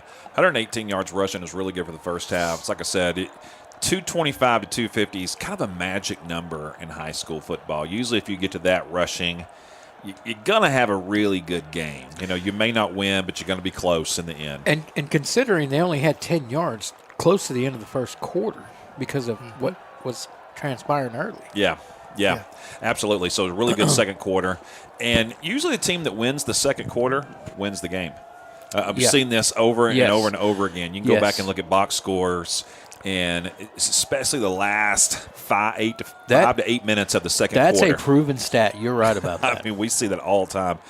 We've seen the Bears up by 13, and all of a sudden you give up, a score late in the second quarter, and then maybe there's a turnover or something, and bam. It completely changes the momentum of the game. Absolutely. So I like the call to go ahead and kick the field goal and tie up the game for the Bears to go into halftime with that tied score. And I think it gave the team some confidence, and we'll see how they play coming out here in the second half. Bears will be kicking off. They receive first in the first quarter, and so they'll be kicking left to right as we look out of the booth.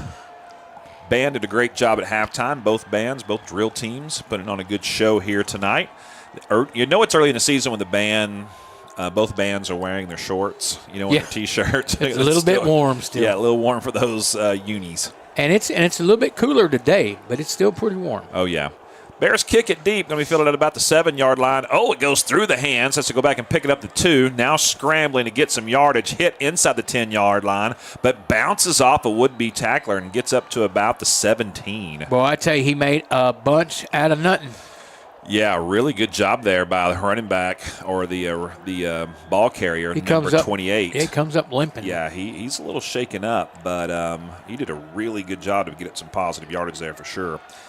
So great job by him. All right, and here come the Rough Riders. They'll start on their own 17-yard line. All right, Bear defense actually held their own after the early miscues. They've settled down a little bit. Done a good job. First play of the second half coming up. Handoff inside. Running behind a couple of blockers, bouncing to the outside as the tailback, number 2, and he picks up about 6 on the play, 5 or 6 yards. Yeah, tackle made by Walsh, number 6 for the Bears. The sophomore. They gave him a game of about 5 on that one. Walsh also had a good first half with a total of 4 tackles in the first half. Yeah, he was all over the place. Handoff inside once again. Nowhere to go on this one. Drop for a gain of 0. Good job by the Bears. Looked like a tackle made by number 30. Initially 34 making contact, but 30 cleaning it up for the Bears. It was Quinones who was the returner on the kickoff. He was a starting tailback for the Rough Riders, but he was shaken up a little bit, and he checked out of the game.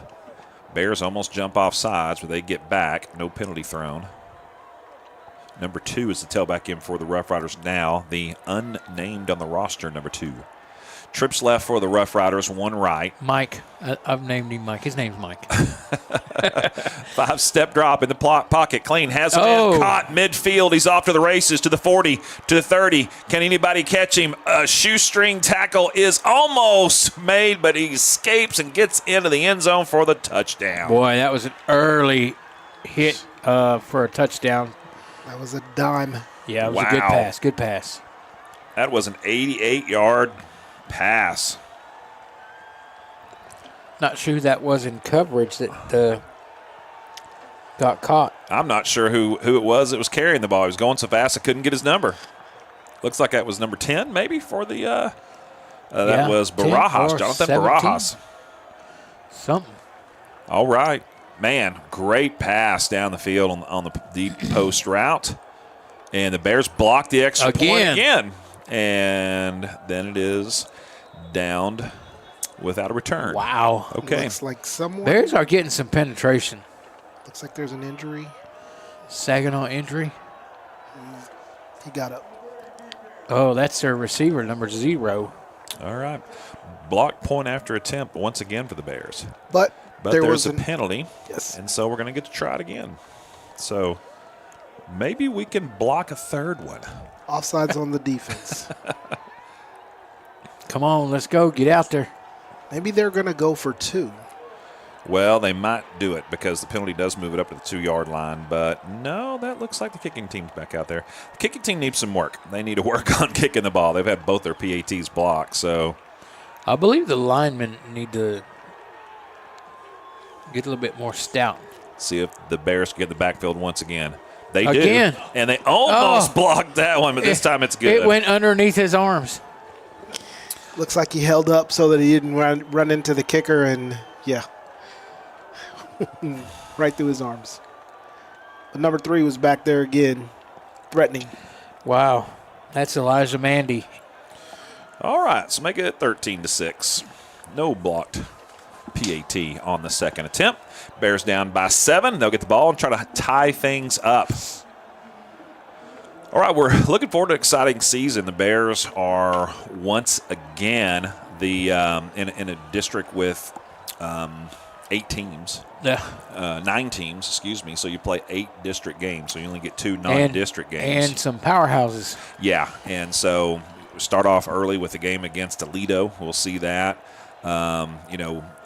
It's just going to be one of those seasons where the Bears each and every week are going to be playing some teams with a lot of talent, a lot of size, a lot of provenance, if you will. Yeah. And so just Denton Ryan, we'll be playing them. Yeah, going to be some great games with some great talent that we're going to get to see on both sides of the ball. Excited about seeing the Bears, but also these teams we'll be playing, are going to be a lot of fun to watch. Even the non-district ones like Lake Dallas, that's going to be a good one. Yeah, go on the road to Lake Dallas next week.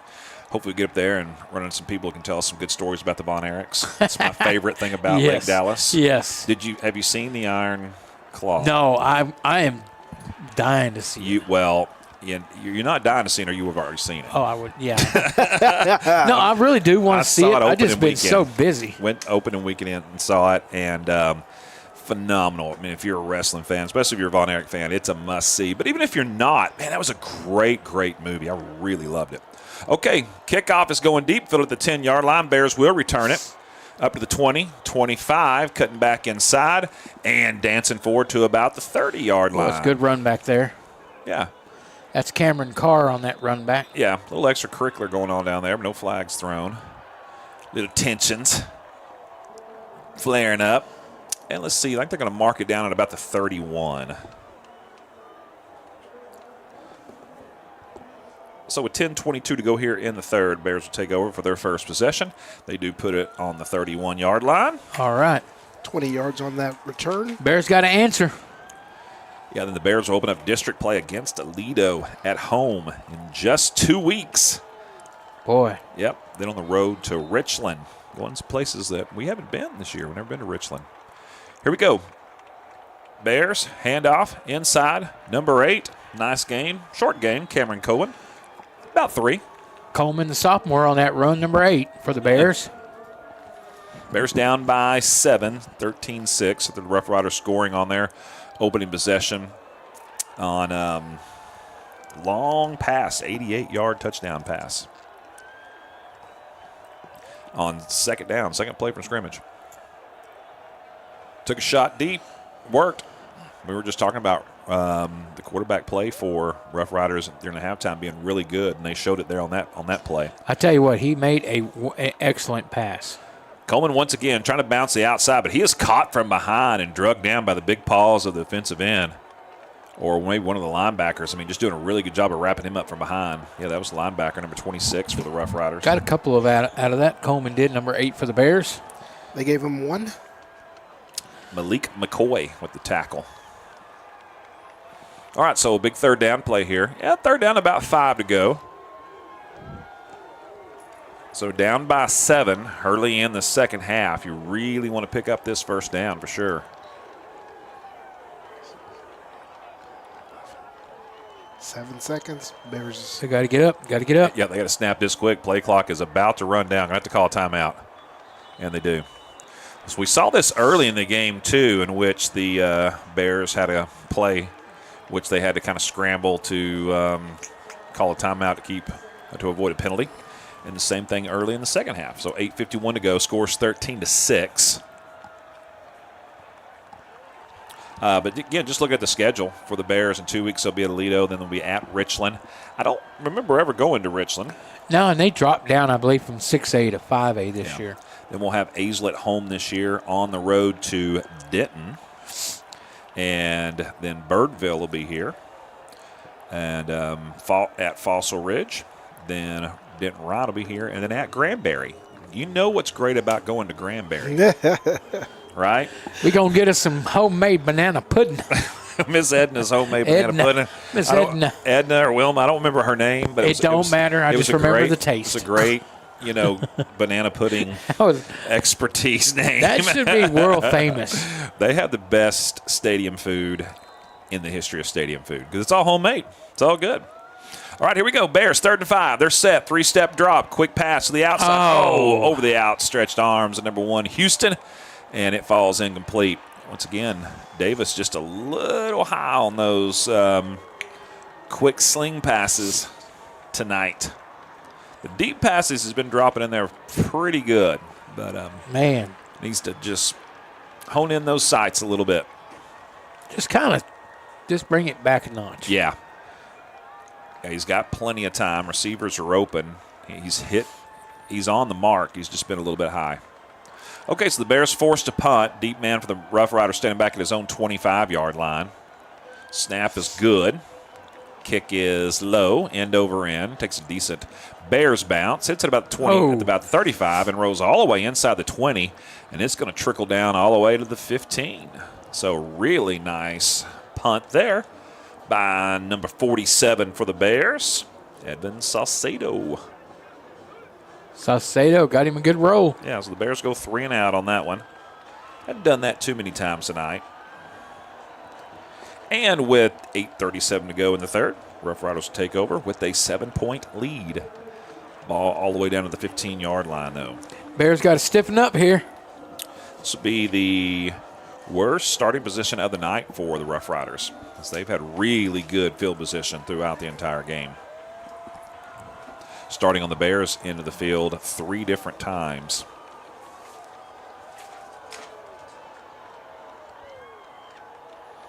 All right, handoff inside. Hit immediately and dropped. Nowhere. No gain on the play. Ball. And the ball did come out. Let's see if the Bears were able to come away with it. Oh, I think looks like Saginaw got it back. Yeah, and there's an injured Bear on the play. Yeah, that's not good. There was definitely a scramble for that ball. Number 2, the unnamed tailback for the Rough Riders, coughed that one up. That looks like Cantu 25 for the Bears. Yeah, we'll keep an eye on that, see if we can figure it out. Been a host of tailbacks on the field tonight for both teams. Kind of a running back by committee for both squads tonight. We've seen several tailbacks out there carrying the ball, doing a good job. 2 or 3 different guys for the Bears as well as the Rough Riders. I'm really excited about that, the Bears backfield. It looks like they've got 3 really good running. And they don't have that change of pace running back this year. They're just kind of all fast. It's number 30. Oh, no, that's 30. That's the linebacker. I believe that's France. So we're going back to the Denton Broncos Stadium. They have one of the old school stadiums, and it is not too far from downtown in Denton. And worst parking conditions you could possibly imagine. They just start parking you in the street. And then just start lining people up around you. So you're not leaving until everybody in front of you has left. It's crazy, isn't it? Best thing about going out there, and I don't think it's open anymore, was the coffee shop. Oh, yeah. Yeah, you can always get some good late night coffee on the Denton Square for sure. All right. Throw the flag. We've got some Rough Riders start. They jumped on the horses early on that one. Number 17 wanted to get out there. I love that. All right. They were charging San Juan Hill just a little bit too early on that one. Got to know your history to get that loosened reference. Up the bridle. Yes. They kind of moved forward when the bridle got loose. Yeah. All right. 5-yard penalty backs them up to the 10. Second down and 15.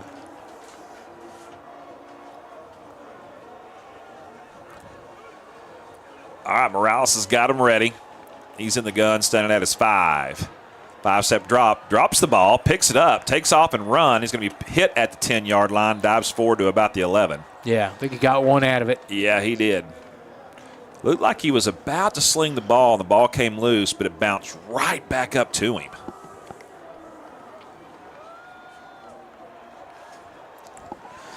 Looks like number 45, Sparkman, on the tackle on that last one for the Bears. You know what we need to see is a pick 6 right here. Let's see him jump a we'll route. We'll take it. I'm feeling it. There we go. 3rd and 14. Bears tight coverage, 3-step drop. He's looking. He's firing deep, and he's got a man, and he hit him at the midfield. Out of bounds in Bears territory. Ball caught all the way up to the 46-yard line. Yeah. What a pass. Number 17 just never gave up. Great job by Morales as well to just give him time. He scrambled out there, gave him time to get open. And that was another dime. Yes, it really was. Number 17 with the catch. That's Boaz Coloso. That's his first catch of the game. First time we've called his name. Elijah Mandy on the tackle. That was a 42-yard pass. Quarterback keeper left side. Nice gain, though, about 7 yards. Elijah Mandy on that tackle as well. Number 3 for the Bears. All right, so Rough Riders got a little something cooking here. They get down into Bear territory and then pick up a nice gain on first down of 8 yards. So it's 2nd and 2, ball at the 40. Bears in danger of falling behind by 2 scores if they don't get a stop on this possession. Really need to buckle down right here. Game could be on the line. 6:24 to go. Handoff inside, number 2. Nice hole. He picks up the first down and more down to the 35. He looked like he was tackled by number 22 for the Bears. Yeah. That's Caleb Walker. Good shoe grab, too, because it looked like he was about to gain about 6 or 7 more. Yes. Before he was tripped up. They do mark it right at the 35, so first down. Clock running, 6:14 and counting here in the third. Rough Riders up by 7, 13-6, after scoring on the second play of their first drive on the second half. Nice run to middle this time, once again, of a gain of about 10. Going to be close to another first down. So right now, the Rough Riders really just piling it on, just wearing down that offensive line and just pounding the ball up the middle. And it's working. Number 2 checks out. Number 28, Quinones. Mandy checks back in. Number 3, Mandy on that tackle for the Bears. Full wide receiver set for the Rough Riders. They tend to run out of this split formation on both sides here, and they do once again. Morales with a nice quarterback keeper off right side. The offensive line sealed off that right side perfectly, and he was able to pick up the first down easily. So he gets inside the 20-yard line, so they're in the red zone. Ball at the 12.5-yard line. Tackle made by number 6 and number 30. That's going to be Welch and France. Those are not the guys you want tackling the quarterback, though. No. You want those defensive linemen. Handoff right side, Quinones, and he's got some room as he powers through for another first down all the way down to the 5. So it's going to be 1st and goal for the Rough Riders. Well, I tell you what, they found something. Bears got to change it up. They got to figure something out there. Yeah, they're really reeling. They do switch out a defensive lineman here. 59 coming out, 73 coming in for the Bears. That's Jake Hankins. He's a little taller. Morales has him set. Handoff up the middle. Hit by Hankins, who just checked into the game. Slowed him down enough so that he could be tackled before he got into the end zone, but he gets all the way down to the 2. So Jake Hankins comes in, immediately makes an impact for the Bears. Then he checks right back out. 59 comes back out. Just in for one play, but Montalvo goes back in. And he was effective. Looks like Hankins actually got shaken up. He's holding his head a little bit. Yeah. He's a big old young man. He's got some size to him for sure. That's what happens when the helmet falls off. Yeah. All right, handoff right side. Morales hit right at the goal line. He doesn't get in. And got some penalties out there. Yeah, forward progress stops him at about the half-yard line. He was really fighting to get in, but the Bears stood him up at the goal line. Check the penalty flag on the play.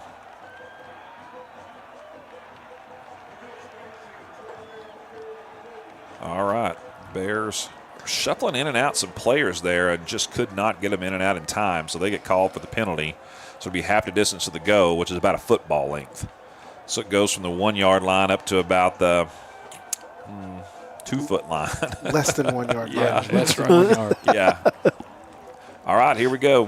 First and goal, though, for the Rough Riders. Knocking on the door. One man comes in motion. Morales with the keeper up the middle, and he gets in the end zone untouched. Only person he touched was his own player. Oh, got a penalty. Flag comes in after the play. We'll see what that's all about. So it is a touchdown for the Rough Riders. We'll check the play. I don't know that it's going to negate the score. It looked like it was. After the score? Yeah, it looked like it was, but we'll check it and see. Sometimes we're wrong.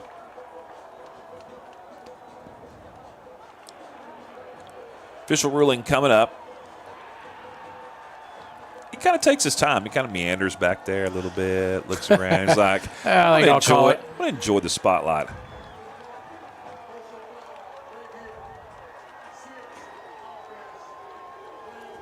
Okay, so after the play, it was a late hit by number 6, Isaiah Verdon, for the Rough Riders. I guess they're going to enforce that on the kickoff. Yep. All right. Point after attempt coming up. It's been an adventure for the Rough Riders tonight on PATs. Bears unable to get inside on this one, and this kick is up, but it's no good. But the Bears are offsides. I did think they were offsides. I just didn't see the flag. It's on the far side of the field over there. I saw it, Terrence, but I didn't see the flag come in. So, once again, the Bears blocked a PAT last time, but there was a penalty, and then they were successful. This time they missed the PAT, and there was a penalty. Let's see if they can be successful this time. Bears got some stuff to work on. Yeah, so second point after attempt coming up here. But they did not move it up to the 2 yard line like they normally do. Well, no, they did. Oh. Snap is really high. False start on the offense. And so this is going to be a penalty as well. False start on the offense, just like you said, Terrence. Tries no good by rule. I have no idea, but that's what he said. Okay, so you don't get another shot at it? Is that what he's saying? Yeah, I don't understand Try that. is no good by rule because of a false start on an extra point. That's not a new. I don't know, That's but how not do a you? new. Yeah, how do you I've never seen that one before. assess the penalty? I'm looking at the coaches like, what just happened? They're like, I don't know. I think the referees are going to talk about it because they don't know what's going on. They're all gathering together down there. They're having a board meeting right at the Normally goal this line. would be, hey, Whataburger's down the road, but that's here- not what it here is. we go.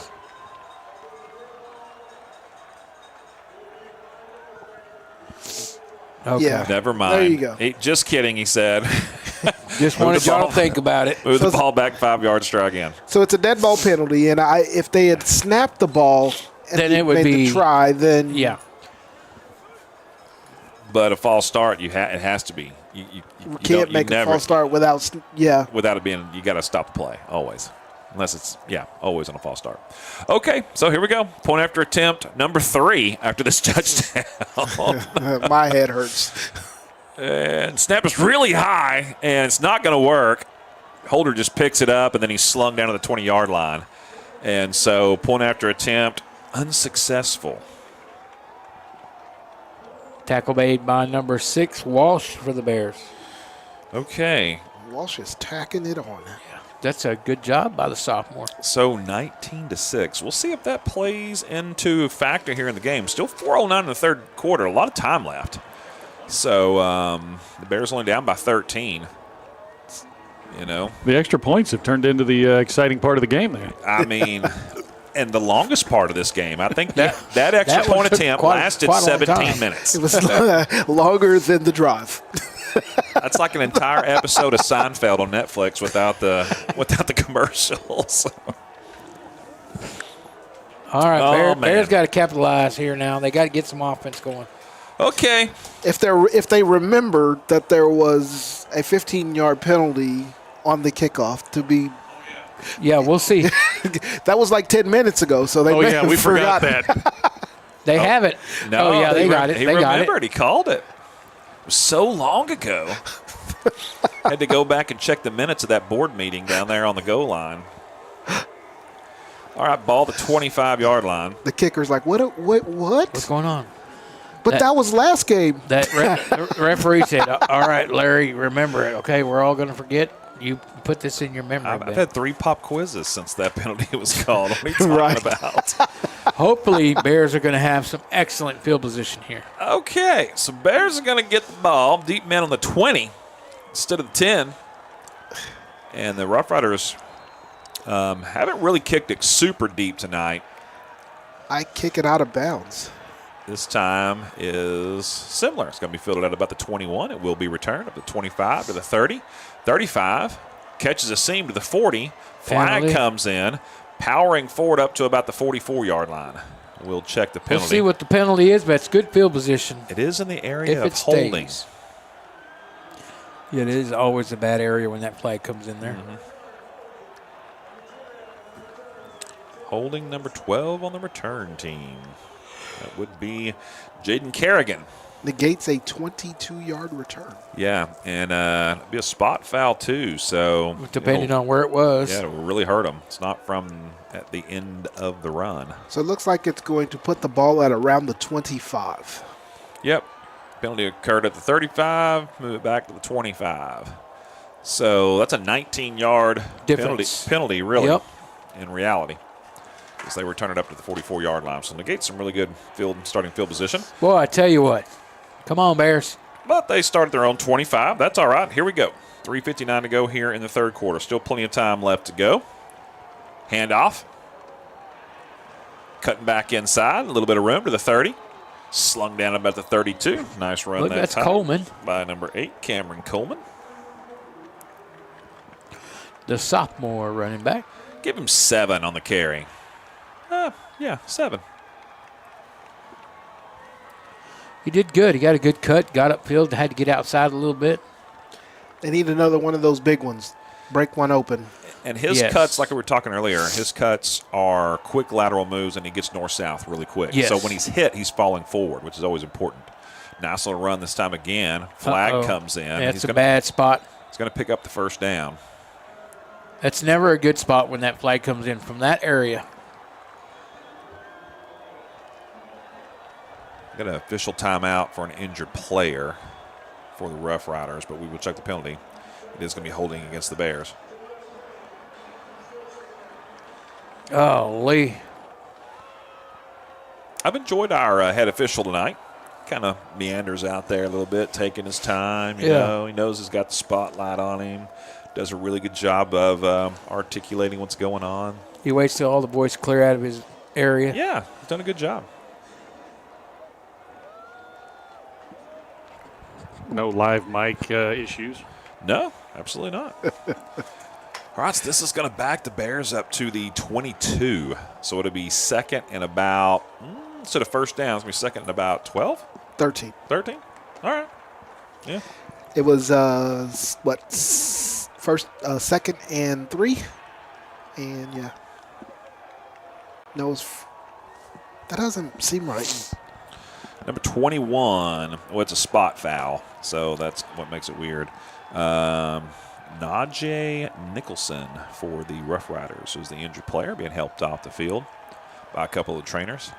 It's like a right leg injury, really baby in that right leg. Really gentle on it. Yeah. So we hope he's all right.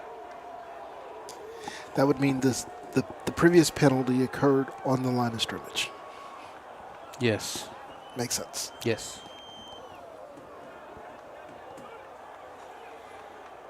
All right, now we're getting back and ready since the player is off the field. Bears take the field, 22-yard line, second down, 13 to go. Need to get something going here. 3:09 left in the third, down by 13, 19-6. Handoff fake, looking deep, firing downfield, has me on the sidelines, and ball comes out. He looked like he had the catch. about 2 yards short of the first down, but was not able to maintain possession. Ike held on to it. He just bobbled it as he was going out before he could make possession. Yeah. He was out of bounds. Yeah, just couldn't get possession before we went out. So, incomplete pass, 3rd and 13. Nice toss that time, though, by Davis. Mr. Lucas Davis. 3rd and 13. Big play here for the Bears. Nothing else. Like to pick up some yardage. Give you a little better position for punting the ball. Flag comes in early. Quick toss. Caught and then dropped at the 40-yard line. Would have been a first down. Wide open was number 12 for the Bears, Jaden Kerrigan. He dropped the ball right at the 40. I mean, it was right in his breadbasket. Not two nice passes that time by Davis, both unable to be hauled in by the receivers. All right, so offsides defense. So, well, they could use that. Yeah, so replay 3rd down.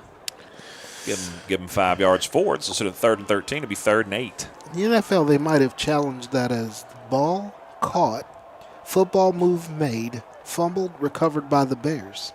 It looked like he took a step or two and then dropped it. Yeah, it just looked like he never quite had it to me, but it was really close. You're probably right. That's one of those that. That's what I would have said if Bears did not recover it, but they recovered it. Yeah. It was worth. So I'm going with Terrence. Worth reviewing, though, for sure. In the NFL, they probably would definitely have reviewed it. Trips left, one right, quick toss, caught, tied in, 30-yard line. Instead of going forward, he runs backwards, though, and loses a yard. So if he'd have gone north-south, probably not going to pick up that first down, but he's going to get more than just get a couple more. Yeah, just a very short game. Hey, you got Coleman out of the backfield on the backside of this play. Wide open. Wide open. Yeah. It looked like Davis rolled left, and once he did, that was, he had to go that way. Just couldn't stop reverse field and go across his body. If they watch that film, that'll be something that they can maybe exploit. Yeah, and so you can run a design play that way. Roll left, plant, turn, go to the backside. Because he's got the arm. Yep. Here comes the kick. Australian-type kick, running forward. Gets a decent bounce. It's at the 40. And it's going to trickle down to about the 34-yard line. Yeah, about 34. So a decent punt. All right, so the Bears unable to capitalize, still down by 13, 19-6. Still third quarter, though, 1:53 to go. Lots of time left in this one, but Bears definitely got to get a stop here. Yeah, it is a must, I believe, right now at this juncture in the game. Yeah, you've only managed 2 field goals at this point, so you need 2 touchdowns to get back in it, and that's still doable at this point in time. But anything out of this is going to make it a tall task. Handoff inside, Quinones looks like, unless that's number 2 and not 28. That was number 2, not 28. I saw the 2 and I was like, well, maybe there's 8 over there, but there wasn't. And I only wanted it to be 28 because I know who 28 is. Number 17, Kingston Hurst on the tackle for the Bears. I don't know who number 2 is because he's not on the roster. Not on the roster. His name is Mike. I've already told you that. Either someone stole Mike's jersey and he had to wear the extra jersey, or whoever topped up the roster just left him off. They didn't like him. Yeah. Stack receivers on both sides. Handoff, though, goes to number 2 up the middle. Makes the first guy miss. Whoa. And then a couple guys jump on his back, haul him down near midfield, but there is a flag. It looks like a holding, too. Right in the middle of the line.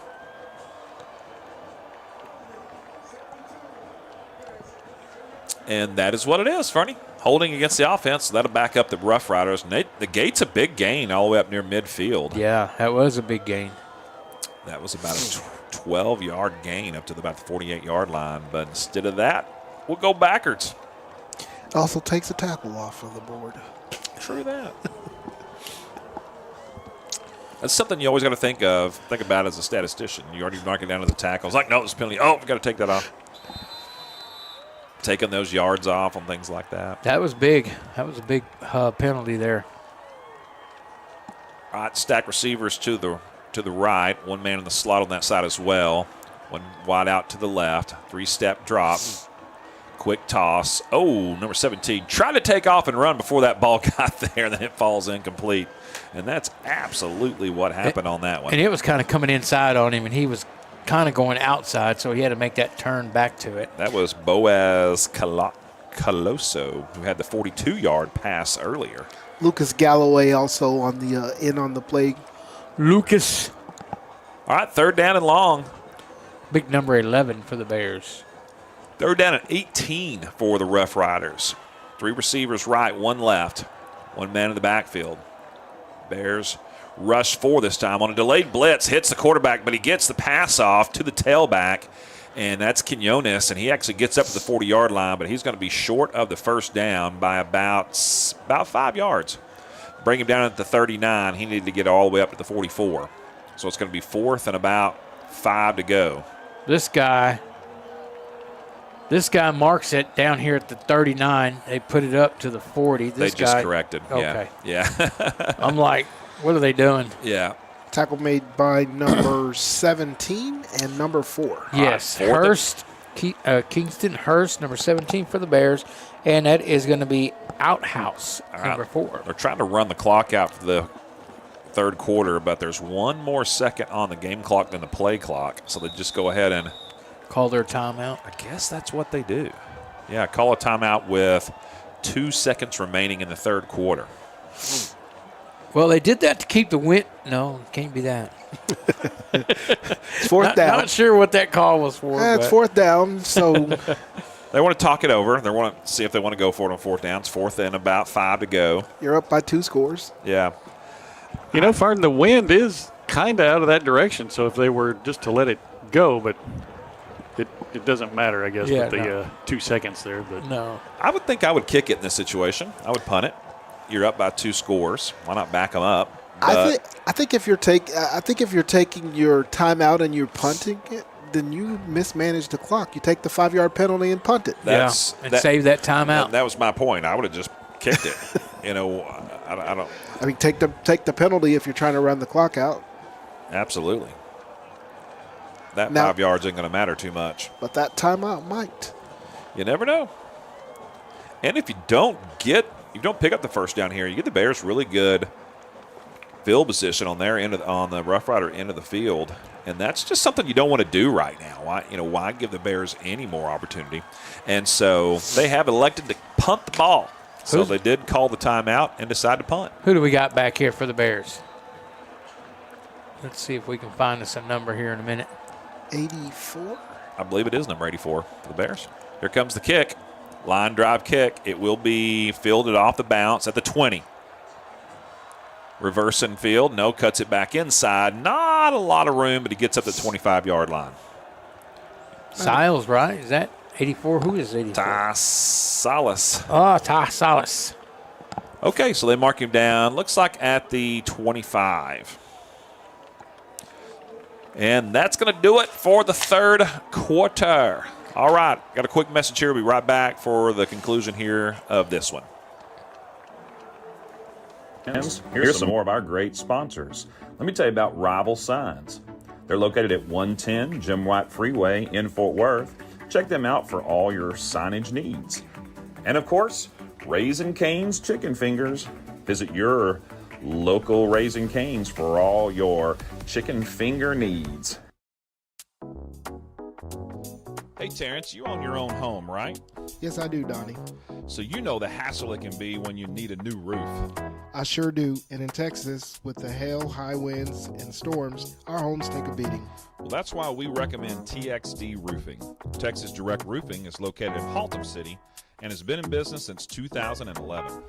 To schedule an inspection or install, head to txdroofing.com. Thanks, TXD Roofing, for all you do for our school. All right, Bears are back, and here we go. Start of the 4th quarter, 19-6 your score. Rough Riders up. Bears down by 13, but they've got the ball at the 25-yard line. Handoff goes to Houston. He bounces the outside, cuts it in, breaks it out, and he's going to pick up about 4 on that one. Nice little game. Got a penalty. Yeah, looks like a holding on the Bears. Yeah, looks like flag comes in on that one.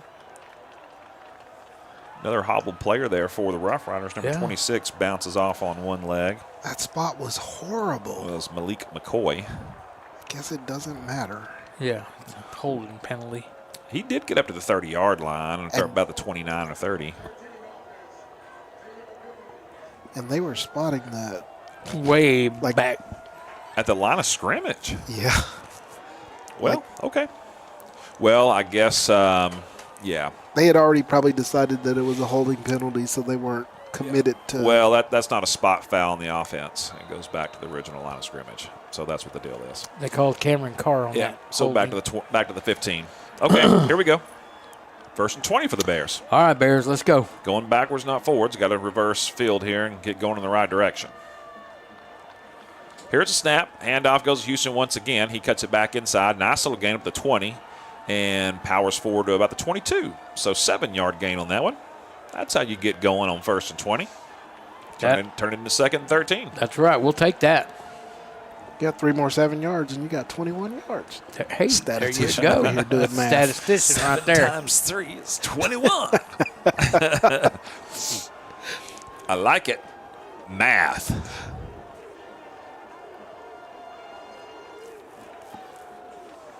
Second down. Coming up. Rough Riders showing blitz. Here they come. Handoff goes to Houston. The other side. He's got a little seam up the middle. Bounce to the outside. Trips and somersaults forward to about the 33. Boy, I tell you what now. He's gotten some big yardage on 2 plays. That was an 11-yard gain. He decided to try a barrel roll. and they counted it, too. They didn't mark him down back there. There you go. They did not. Well, he didn't. No part of his body that counts you down hit the ground until his head did at about the 33. All right, handoff. Houston trying to pick it up. He does. First down up past the 40-yard line to the 41. First down Bears. They got it. I tell you what, he is moving now with some authority. 8 yards on the run. I think the linemen got yelled at because they are pushing up big time now. So they got 26 yards in those 3 plays. On 3 runs. Not bad. All right, ball at the 41-yard line. Bears on the march. 10:01 to go in the game. They need 2 scores. 5-step drop for Davis. He's in the pocket. Plenty of time. Firing deep. Has a man and should definitely be pass interference. Going on there. Finally, the 2 officials right in front of him doesn't call it. The one back in the back does. I mean, that was as clear pass interference as you can get. Houston is shaken up on the play, comes out. I do not know how he did not reach and throw his flag. Both of these guys staring right at it did not do it. It was the guy way over in the middle. Yeah, the back judge is the one that called it. 2 guys staring right at him. Well, we've seen that a lot, though. And maybe, maybe they're watching the play to see what happens, and they say, well, that's where it happened, right at that play. The back judge threw the flag, so I don't have to. I don't know. The spot on that was horrible. Again, that is not the right spot. Shouldn't it have been? It's 15-yard penalty is what you get. The ball was on the 41. Right. So you're right. That's not right. They only moved up 10 yards, not 15. Quick pass and catch up into Rough Rider territory, gain of about 5 on the play to about the 44. Yeah, it should have been a 15-yard penalty. And it looks like they only marked off 10, but. Reception by number 12 for 5 yards. Yes, sir. That is going to be Kerrigan. Nice pitch and catch. Davis has really settled in here over the last 10 minutes of this ball game. Handoff left side. Trying to get around in is number 7. That's Carr, correct? No, that's Cox. It's Cox. Reandre Cox. Got back to the line of scrimmage.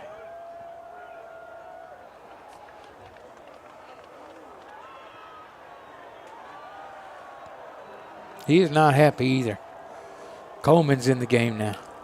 All right, Coleman checks in. Short gain on that one. It's 3rd and 5. They call it no gain. Yeah, I thought he might have got a half yard. Did not. So 3rd and 5. Big play right here with the Bears. Probably 4-down territory, though. Handoff. Right side, barreling forward. First down inside the 40. Oh, might have just shy. Just short, but it looks like he had enough. I tell you. Don't like the spot there.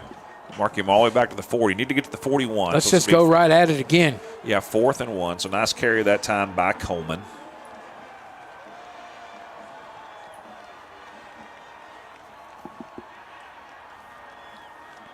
Fourth down. This could be the game right here for the Bears. They got to pick this up. They need 2 scores, 8:13 to go. Down by 13. 4th down. Handoff inside. He is right at the line of scrimmage. Going to depend on the spot, but it does look like they're giving him enough for it. Yes. One judge on this side says first down. All right, first down Bears. Got just enough. Got about a football length more than he needed. And that is exactly what you said. Just enough. Yeah. All right, big first down for the Bears offensively. See if they can capitalize on this momentum they've got going. 3 wide receivers in the game for them.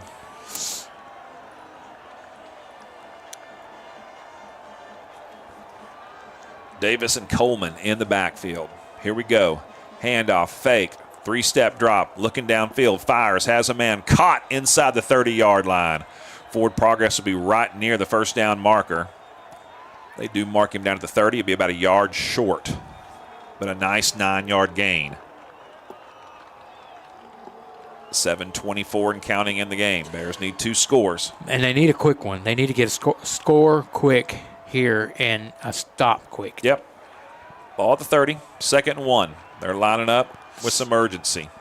Here they go. 3 wide receivers once again. Handoff inside. Gets to the second level, falls down to the 25. Gain of 4. That's a first down. They do pick up the first down, though, however, and that's important. First down, ball at the 25. Houston checks in now. Coleman checks out, keeping those running backs fresh. See if they go with a fake and a quick toss deep here. Love is singled up on the outside, number 2 for the Bears.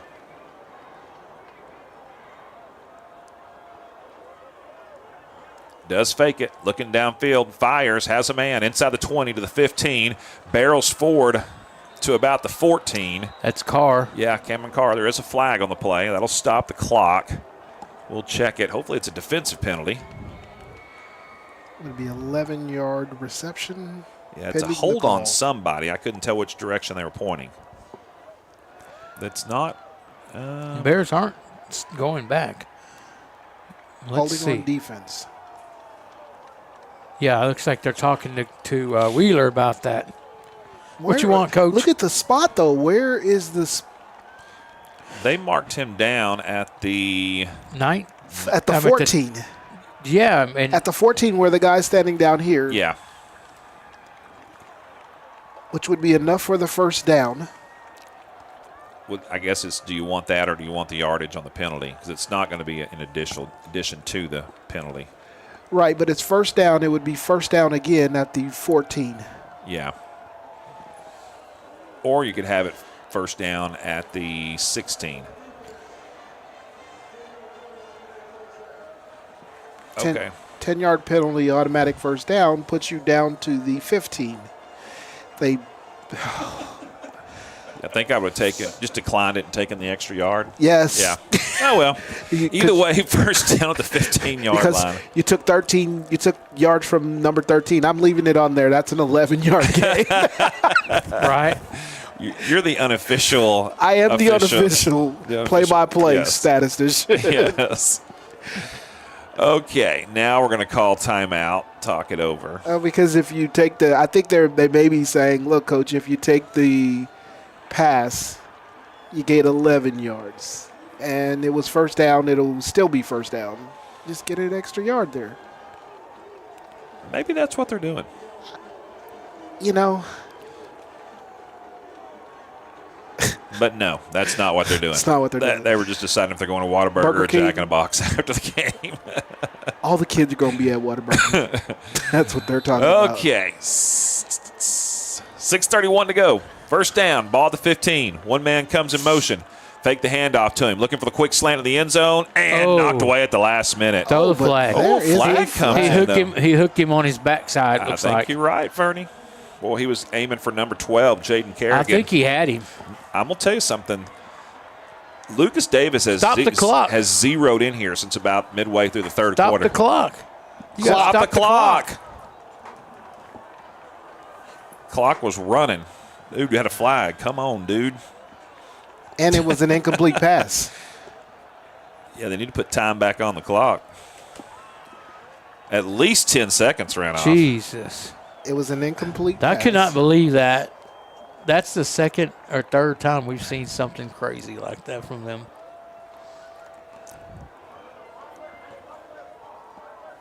Yeah, I think they put time back on the clock. There All you right, did. There you 6:24. I know it was at 6:21 at one point. So, okay, got some time back on the clock. That's good. All right, so that penalty was right at the goal line. So they put it at the 2-yard line, which is interesting. On the goal line, you'd think it'd be on the 1. Here we go. First down and go. You're right about that. Handoff inside Houston, and don't think he got there. It's going to be inside the 1, right at the goal line. Yeah, that penalty was in the end zone.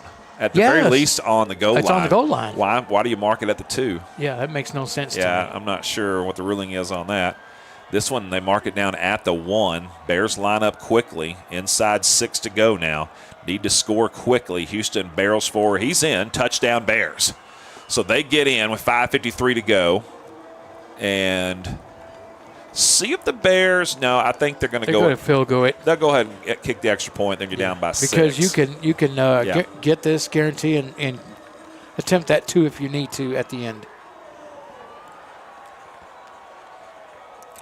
So 1-yard touchdown run by number 1. Houston. Point after attempt coming up, 19-12. Yeah, going for 2 here doesn't really help them. And kick is up, and it is good. All right, so 19-13. That was an uneventful extra point there. Really was. Crazy.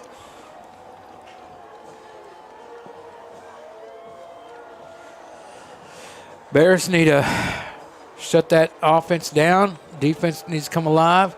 Bears need to get right back in there. If they can get that score, they just need that extra point to win it.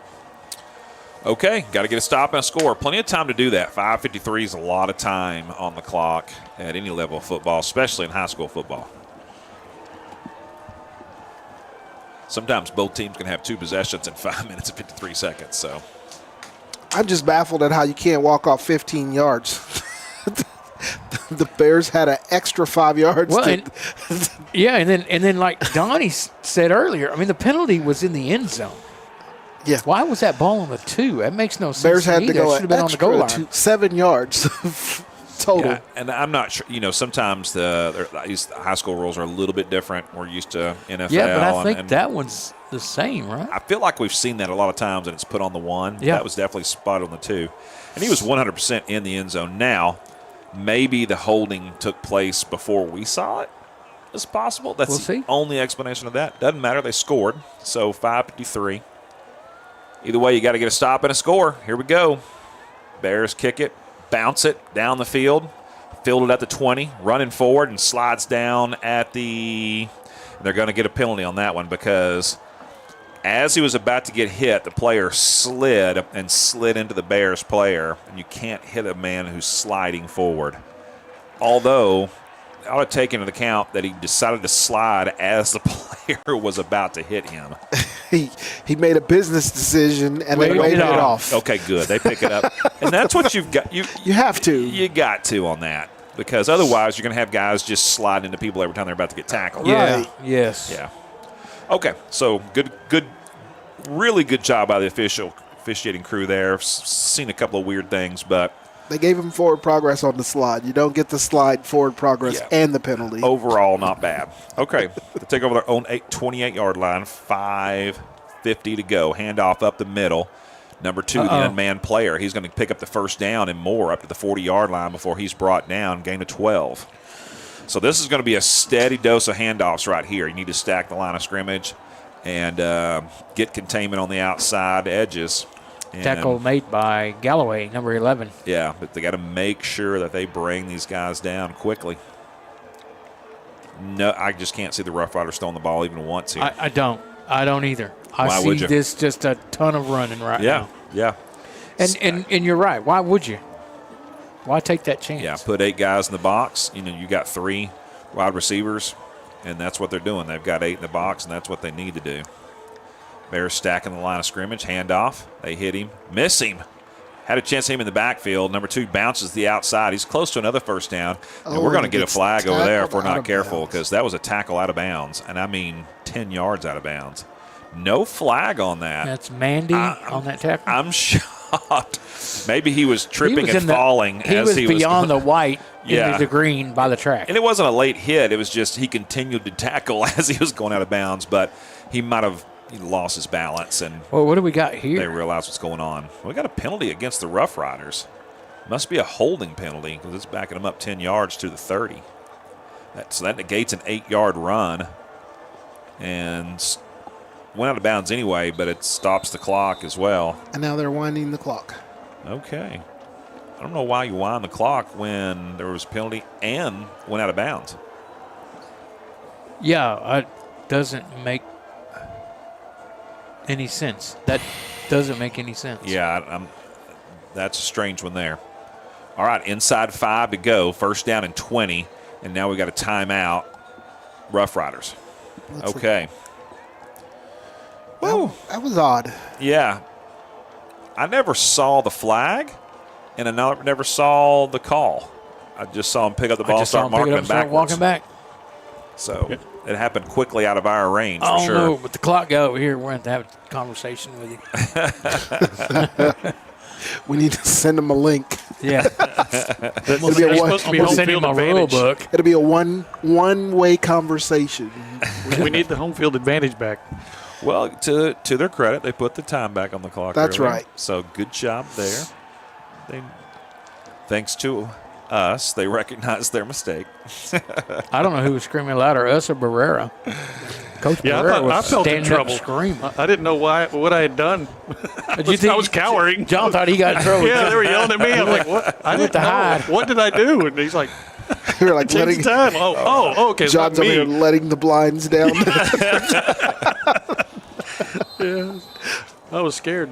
I was about to start running laps. All right, 4:47 to go, first and 20. Quarterback keeper up the middle. Hit pretty quick, brought down after a gain of 2. Sparkman on that tackle. You got 34 as well. That's going to be Arizola. Okay, just can't work out any better for the Bears having a first and 20, and then a timeout, because if they can just continue to get stops and force a punt, they're going to have, a little under Plenty of time. Yeah, a little under 2 minutes to go. That's plenty of time. Rough Riders really going to let this run down as far as they can. Inside 10. What gave it away? Was it the quarterback looking at the play clock?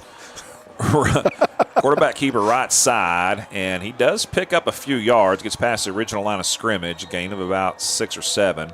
He gets up to the 42. Now the Bears call a timeout. Yeah. Good job there. They had 2 remaining, so I like this. 3:54 to go.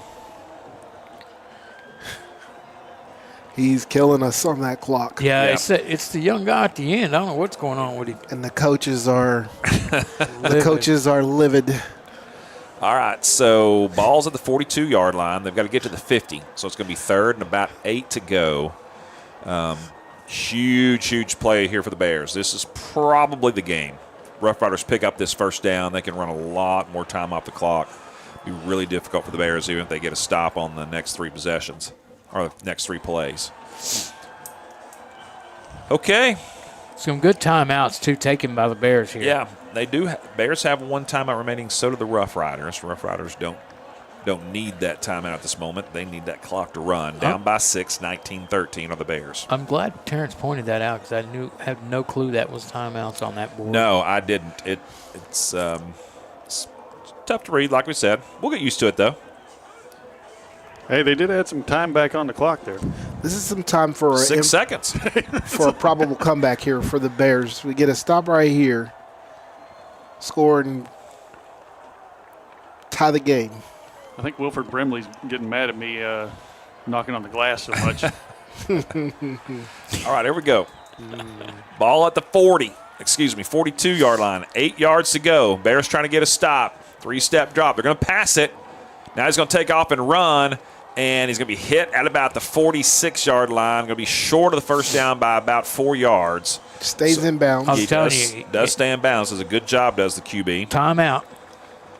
Bears Timeout. called. That's a great timeout for the Bears. Forced the Bears to use their last timeout by staying in bounds. That's a great timeout. 3:44 is a lot of time on the clock. Tremendous use of the clock and the timeouts by the Bears. Now, all the Rough Riders going to punt it because it's 4th and 3.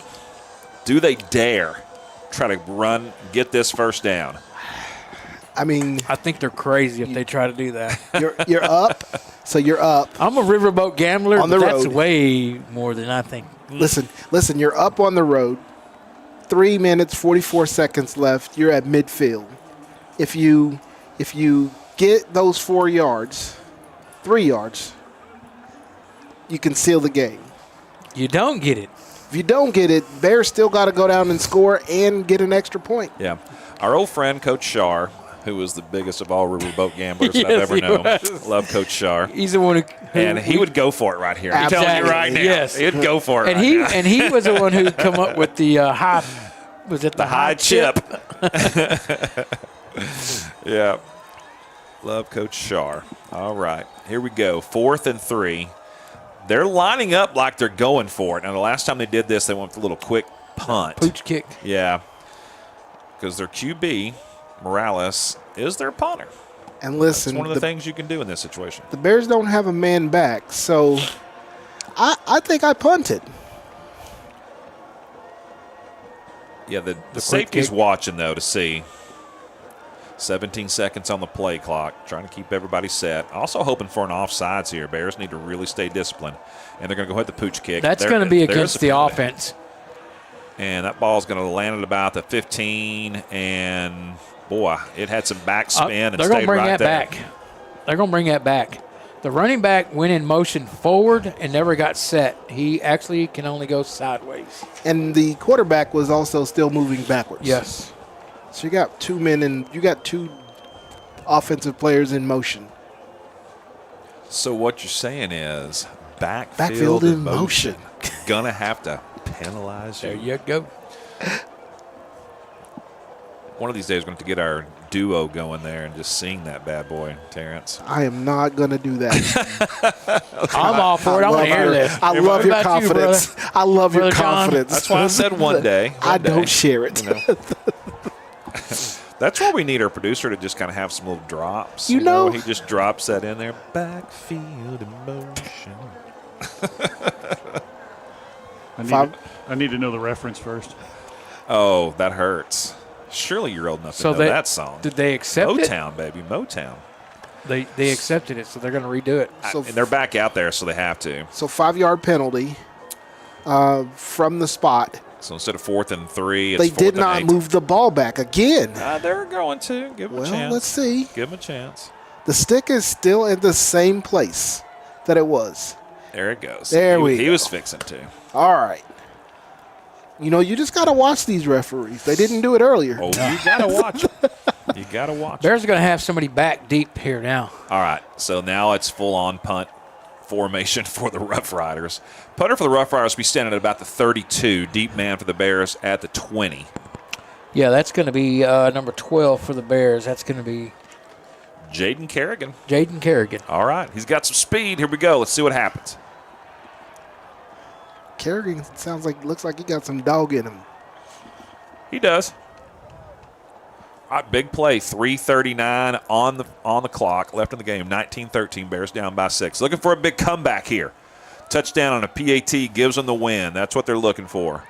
Bears are going to come after this one. Here they come. They're going hard. Get the kick off. It's short and ugly. Kicked way over to the right side, and it'll bounce out of bounds. Maybe the 31-yard line. We'll see where they mark it. It looks about the 30-31. You're right. Okay. So, hey. We're going to split the difference between them. Couldn't work out better for the Bears. So great job defensively to get the ball back in the offense's hand.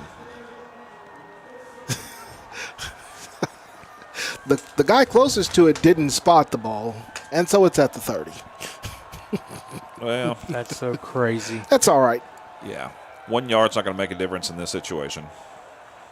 On 30-yard line. Well, 5 didn't matter earlier. So. That's right. Yeah. Well, we handled 5 in the wrong spot. All right, Bears. 3:31 to go, 70 yards. That's what they need. That's how long they've got to do it. Handoff, Houston, right side, cuts back up the middle. And ball on the field, and the Rough Riders have it. That's not good. Ball on the carpet. Coughed it up, and the Rough Riders got it.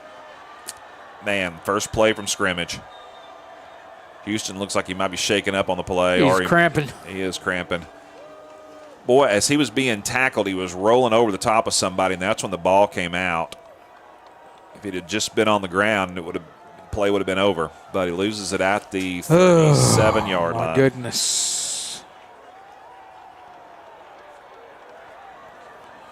Well, that's a bummer. Good thing is there's 3:24 left on the clock. So if you get a quick stop, you got a chance to get the ball back. But tough part is not going to leave a lot of time on the clock. And I'd be shocked if Saginaw does anything other than run the ball. Yeah, or just dive into the pile, and then just punt it. Bears use all their timeouts. I wouldn't even hand the ball off. I'm just running into the pile and falling down. Yeah. Do it 4 times. Yep, and then punt it. And that was actually Saginaw who used their final timeout. Yeah, Saginaw used their final. Yep.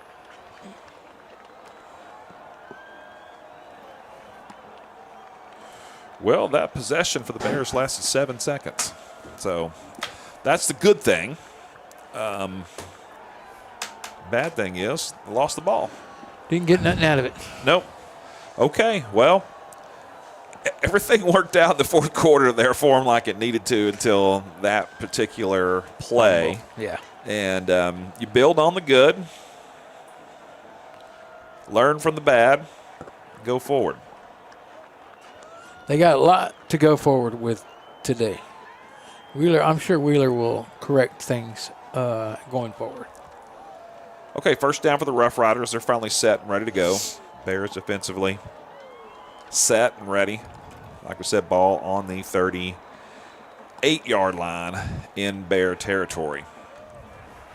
Handoff right up the middle.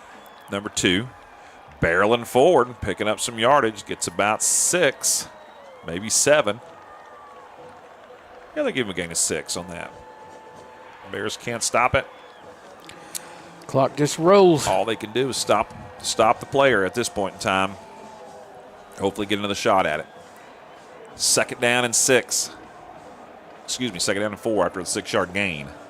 Inside 3 to go now, 2:55 and counting. Crowd into it. Band's into it. Exciting finish.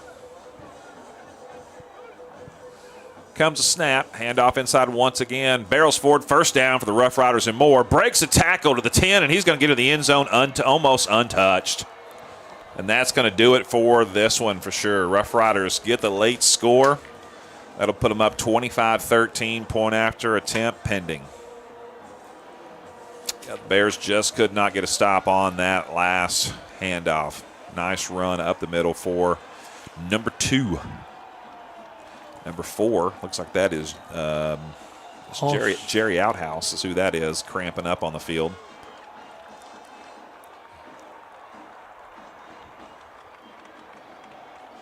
Well, you called it too. You said run up the middle. Yeah, that's exactly what they did. It's exactly what you would do in that situation. The offensive line did a really good job of just sealing everything off.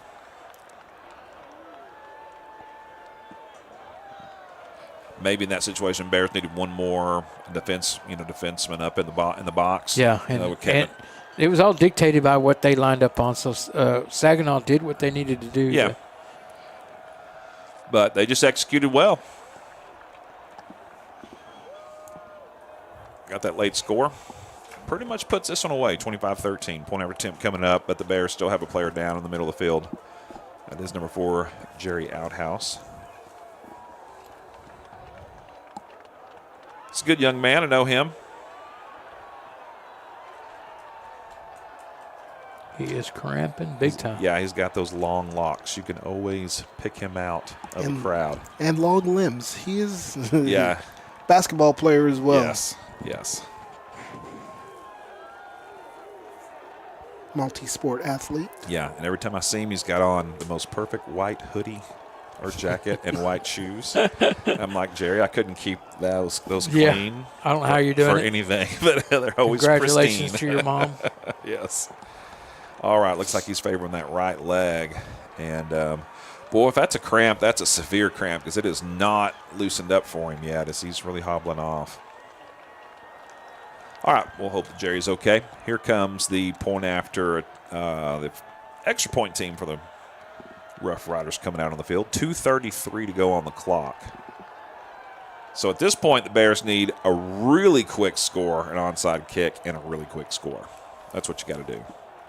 Sometimes saying it out loud helps you accomplish it. Blocked extra point. Snap is really bad, but it's handled, and it looks like this kick is up and good. So 26-13. So Bears down by 13.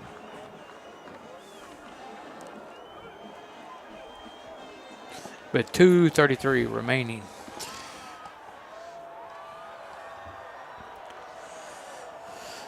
All right. Okay. What do we got in the game book, in the playbook? I think what you need is to run this kickoff back for a touchdown and then get an onside kick. That's what you need to do. I'm agreeing with you on that. That's the perfect combination to a win in this situation. Up from Terrence. Now, that's pretty tall orders. But we're asking for a lot. If you're asking for the ingredients to a win, that's what we need. Statistically, the riverboat gambler. Not probable. No, that's a tall ask for sure. But you know what? Not completely impossible. But not impossible. We've seen it. We've seen crazier situations that ends a game at the end of a game for sure. And the Bears have the speed to do it. Just need to break one. And hold on to the ball. Yeah, if you got some kind of a trick play up your sleeve here on a kickoff, now would be the time to do it. A little reverse or a flea flicker or something like that. Yeah. Looks like we've got Houston as well as Carr back deep. Here comes the kick. Rough Riders kick it deep. They kick it to Houston. He fields it at the 10. He's up to the 20, looking for a seam. Bounces inside, nowhere to go. Tackled at about the 23-yard line. All right, so that's where the Bears will start this one. Need a really quick score. 2:27 remaining in the ball game.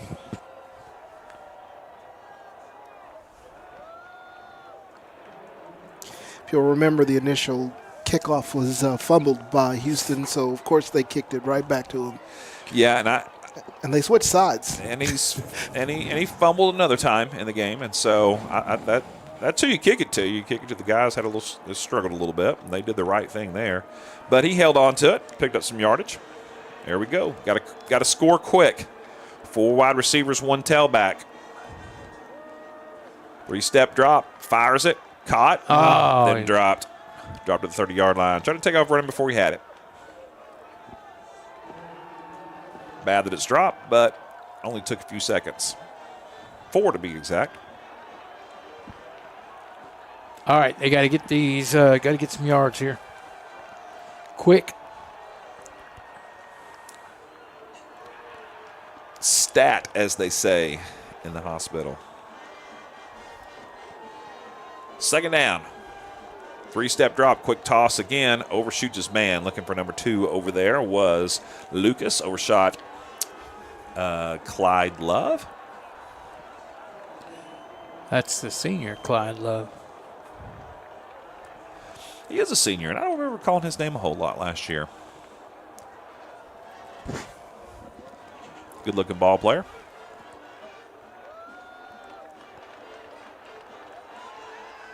Right, finally get the ball back in play. Not sure how the ball ended up on this side of the field when it was thrown to the other side of the field.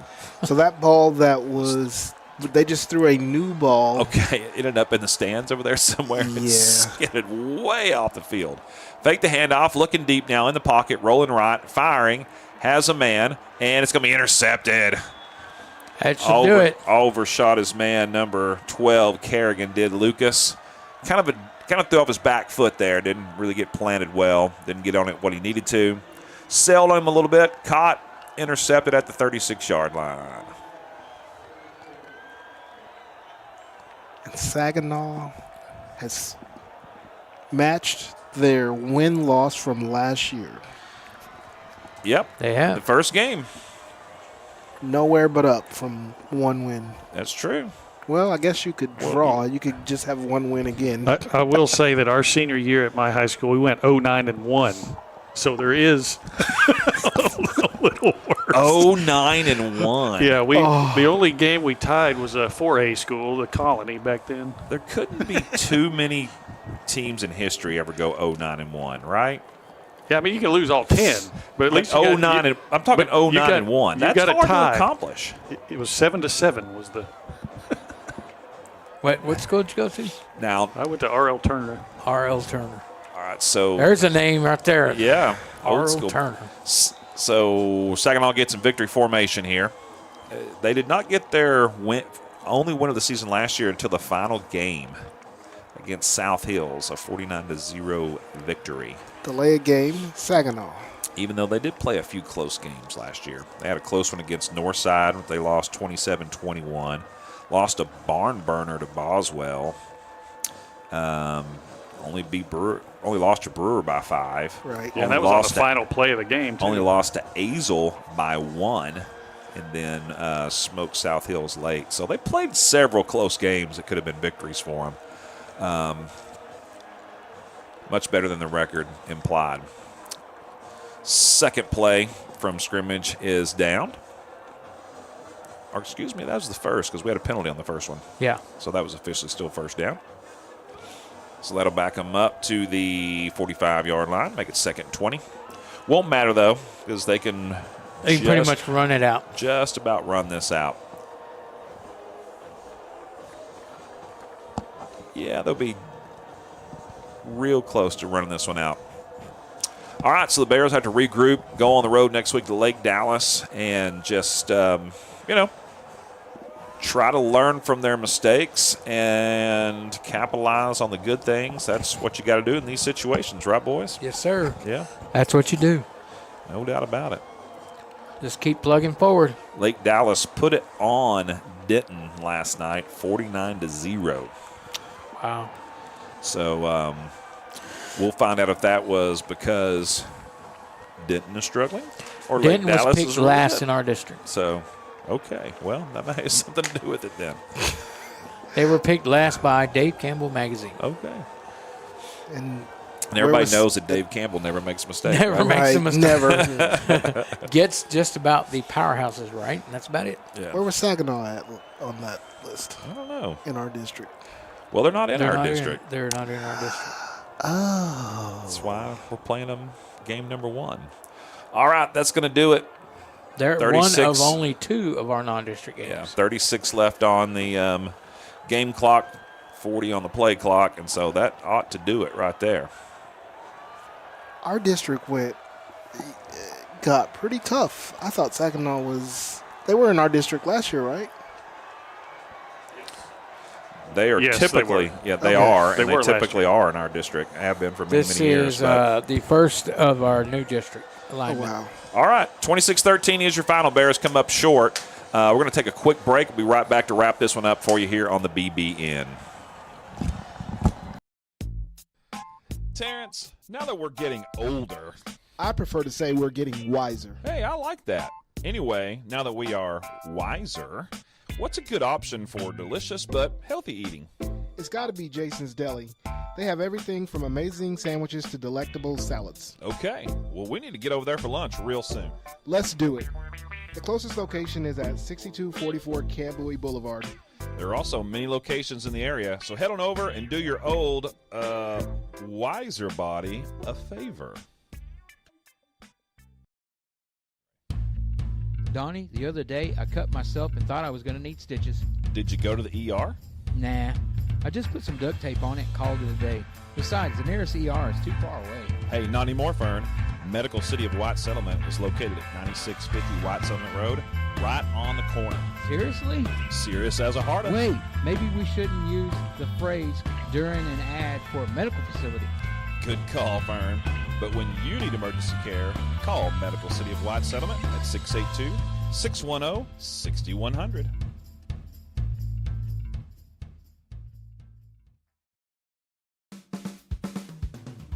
If your business or restaurant is in need of fresh produce, then you're going to want to visit premierproduce.com and learn about all the great services provided by Premier Produce. They're located at 8125 Western Hills Boulevard in Fort Worth.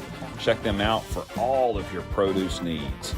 Then one of our favorite sponsors here on the Brewer Bear Network is Jimmy John's.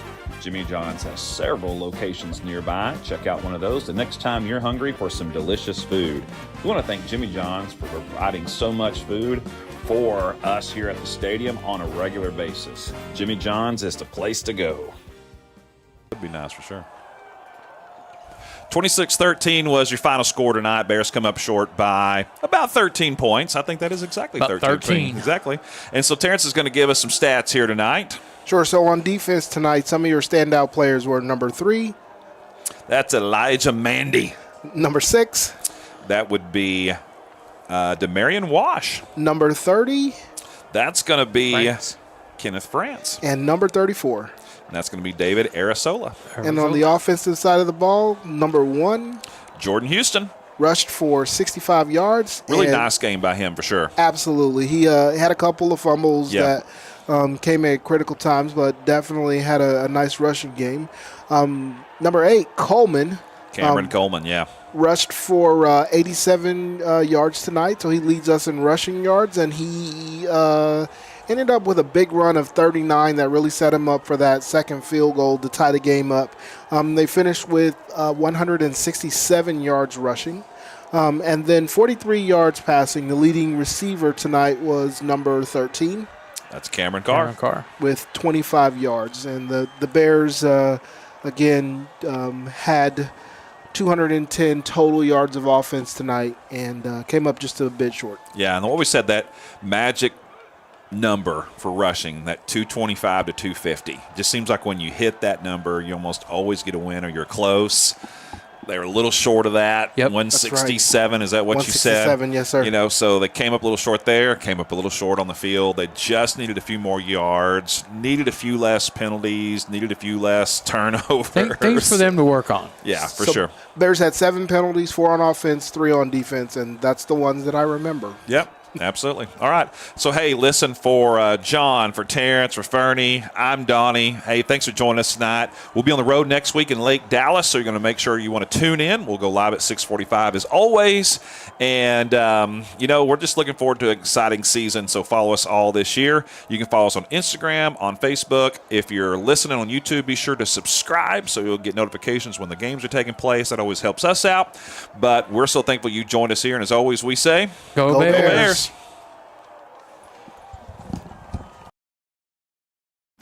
Thanks for joining us here on the BBN. There are several ways to keep up with us here at the Brewer Bear Network. First of all, you can like us on Facebook. Just do a simple search for Brewer Bear Network and you'll find us. Hit the like button, and that's a great way to stay connected.